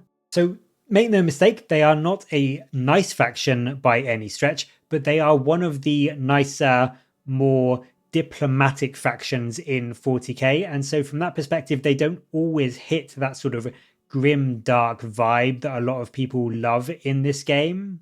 However, if you like the idea of this young, fresh-faced faction that has sort of so much hope and much to look forward to, yet still can compete and win in the brutal world and the brutal galaxy of 40k, then you may like that backstory for the Tau. And they are a faction that, if you like the idea of this underdog faction that is super, super advanced and just getting stronger and stronger almost on a daily basis, then you might enjoy their lore and their backstory. The Tau follow the guidance of the mysterious Ethereals, but the main fighting power of their armies comes from their unique and very powerful battle suits. So they are primarily a ranged faction and they really, really do struggle in close combat, but they do have this really unique and interesting approaches to war, which is replicated on the battlefield with their detachments and also in their lore with things like the ideals of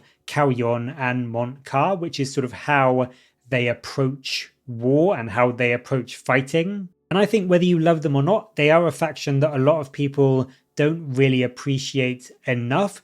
I think their battle suits are pretty cool. They've got some really big stompy robots that if you like that style and that aesthetic, you will enjoy. If you aren't the biggest fan of melee fighting and you like that sort of ranged firepower army, then theirs is also some of the best in the entire game. Units like their massive robots, the Storm Surge and the Riptide battlesuits can unleash absolutely devastating firepower, whilst their terrifying tanks like the Hammerhead gunship, they are known in the lore to be able to one-shot enemy titans, and with strength 20 and d6 plus 6 damage on the battlefield, they can do a seriously good amount of work into pretty much any target. They're also all backed up by some solid line infantry. You've got your fire warriors who are, as I said, really rubbish in melee and they're not super, super durable. They are toughness 3, but they've got one of the best basic infantry guns in 40k with an impressive strength 5 at a 30-inch range. So if you want to play an army that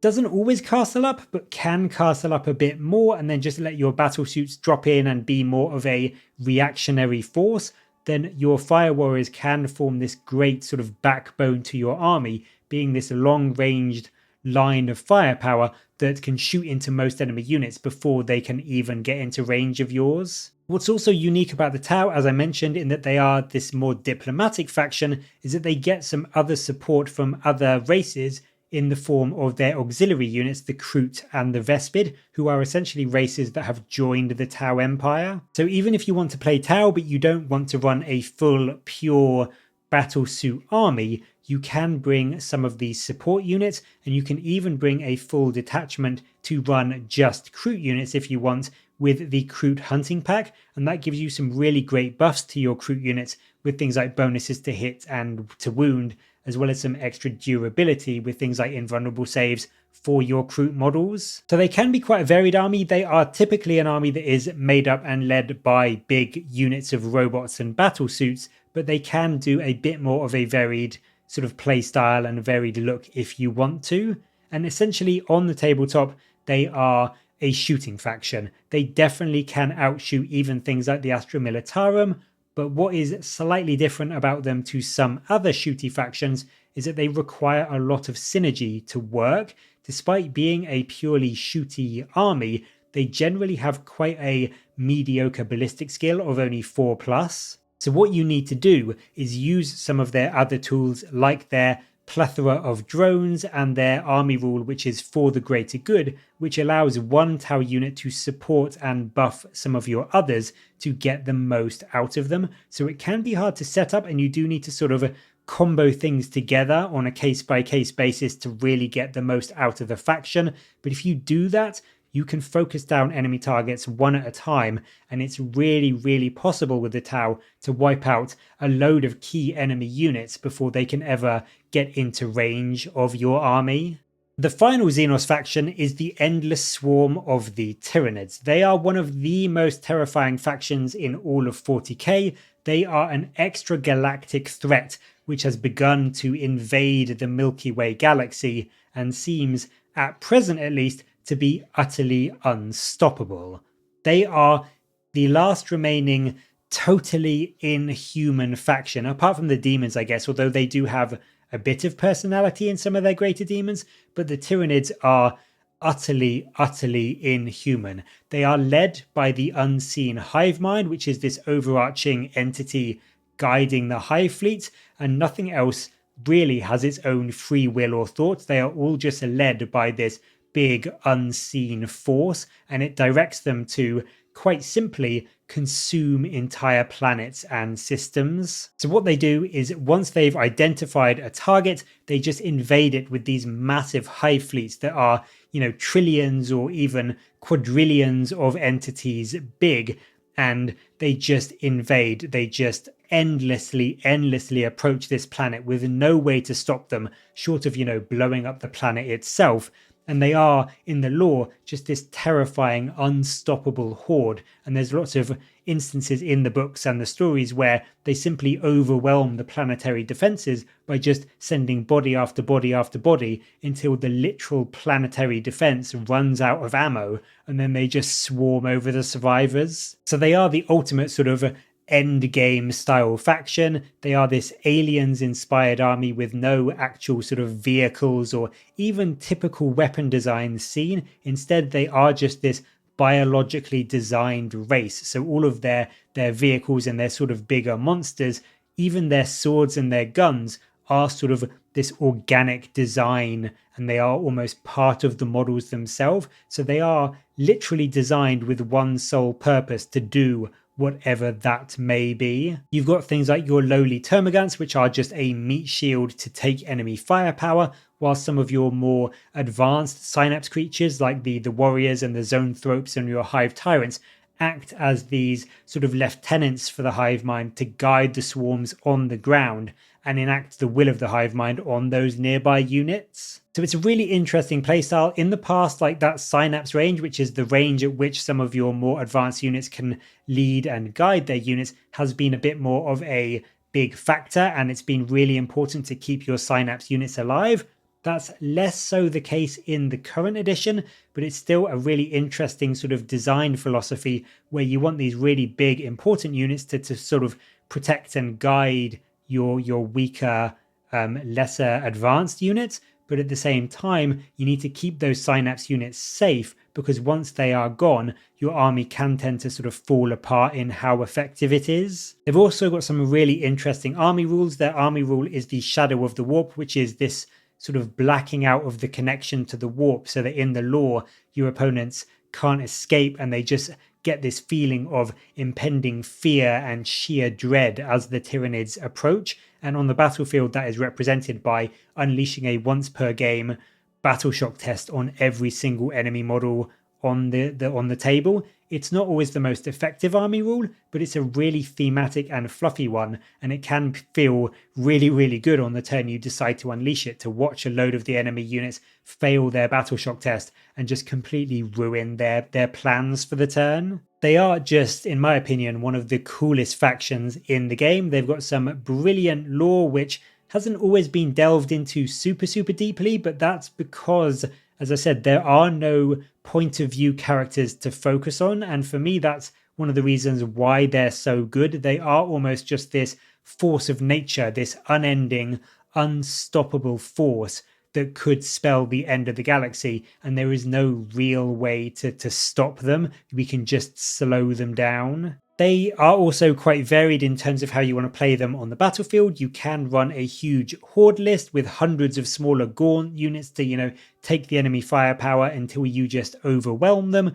Or you can do some big monster mash lists with a load of Carnifexes and Hive Tyrants and other massive beasts that can take on knights one-on-one and just endure all of your opponent's firepower and keep on trucking. You could otherwise go for a more psychic focused army with things like Zone Thropes unleashing a load of psychic shooting into the enemy, or you can even go for a more infiltrator style speed focused army with things like the Vanguard Onslaught, where you have things like Hormagaunts and Genestealers and other fast units that are advancing up the board and charging into the enemy to get them engaged in combat as soon as possible. I would say they are overall more of a melee army. A lot of their melee is better than their shooting tends to be. A lot of their shooting is often quite short or mid-range and doesn't have the best armor penetration, but they do have a few very, very good shooting options that most lists will want to bring. Things like your Tyrannofexes have some very good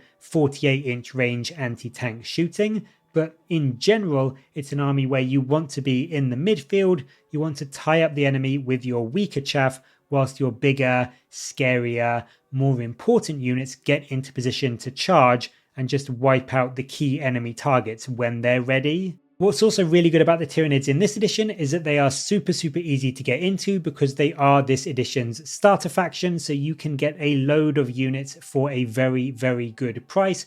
All of these starter boxes have got a few Tyranid units in them, so you can get them very cheaply and easily get a, not amazing, but at least get a starter army set up and on the board. And you can also paint them relatively quickly because they are another army that is quite easy to get done. You can do a really good Tyranid army with just contrast paints or just the slap chop paint method to get them onto the battlefield and paint it up to a decent level incredibly fast. So if you are a new player that wants a unique army that is almost unlike any other in the game, that has great melee, has some decent shooting, and is just really cool thematically, then the Tyranids, especially in this edition, are a fantastic one to choose.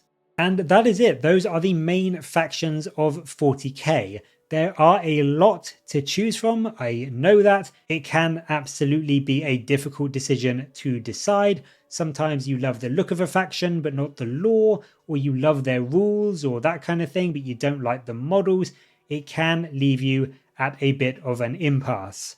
My only real advice would be rules change a lot more than models do and a lot more than lore does. So if you think a faction looks cool and you like the models and you think they sound cool from the lore and you think you will have fun building and painting them up, then that is a very good place to start. Obviously, you do want good rules, but to be honest, whilst there are always winners and losers, with the balanced data slates and the updates that come every 3 to 6 months now from Games Workshop, they are doing a much better job of balancing out the factions in general, so that one faction very rarely stays at the very bottom or the very top of the pile for too long.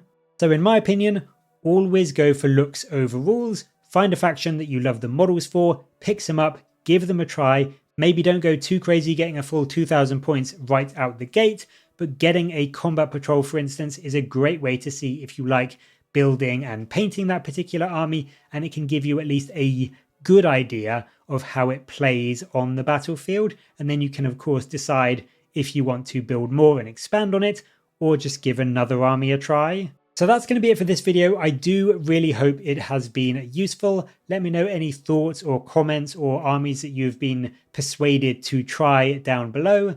And as always, thank you very much for watching. Please do like and subscribe for more Warhammer content from me. But until next time, I'll catch you later, guys.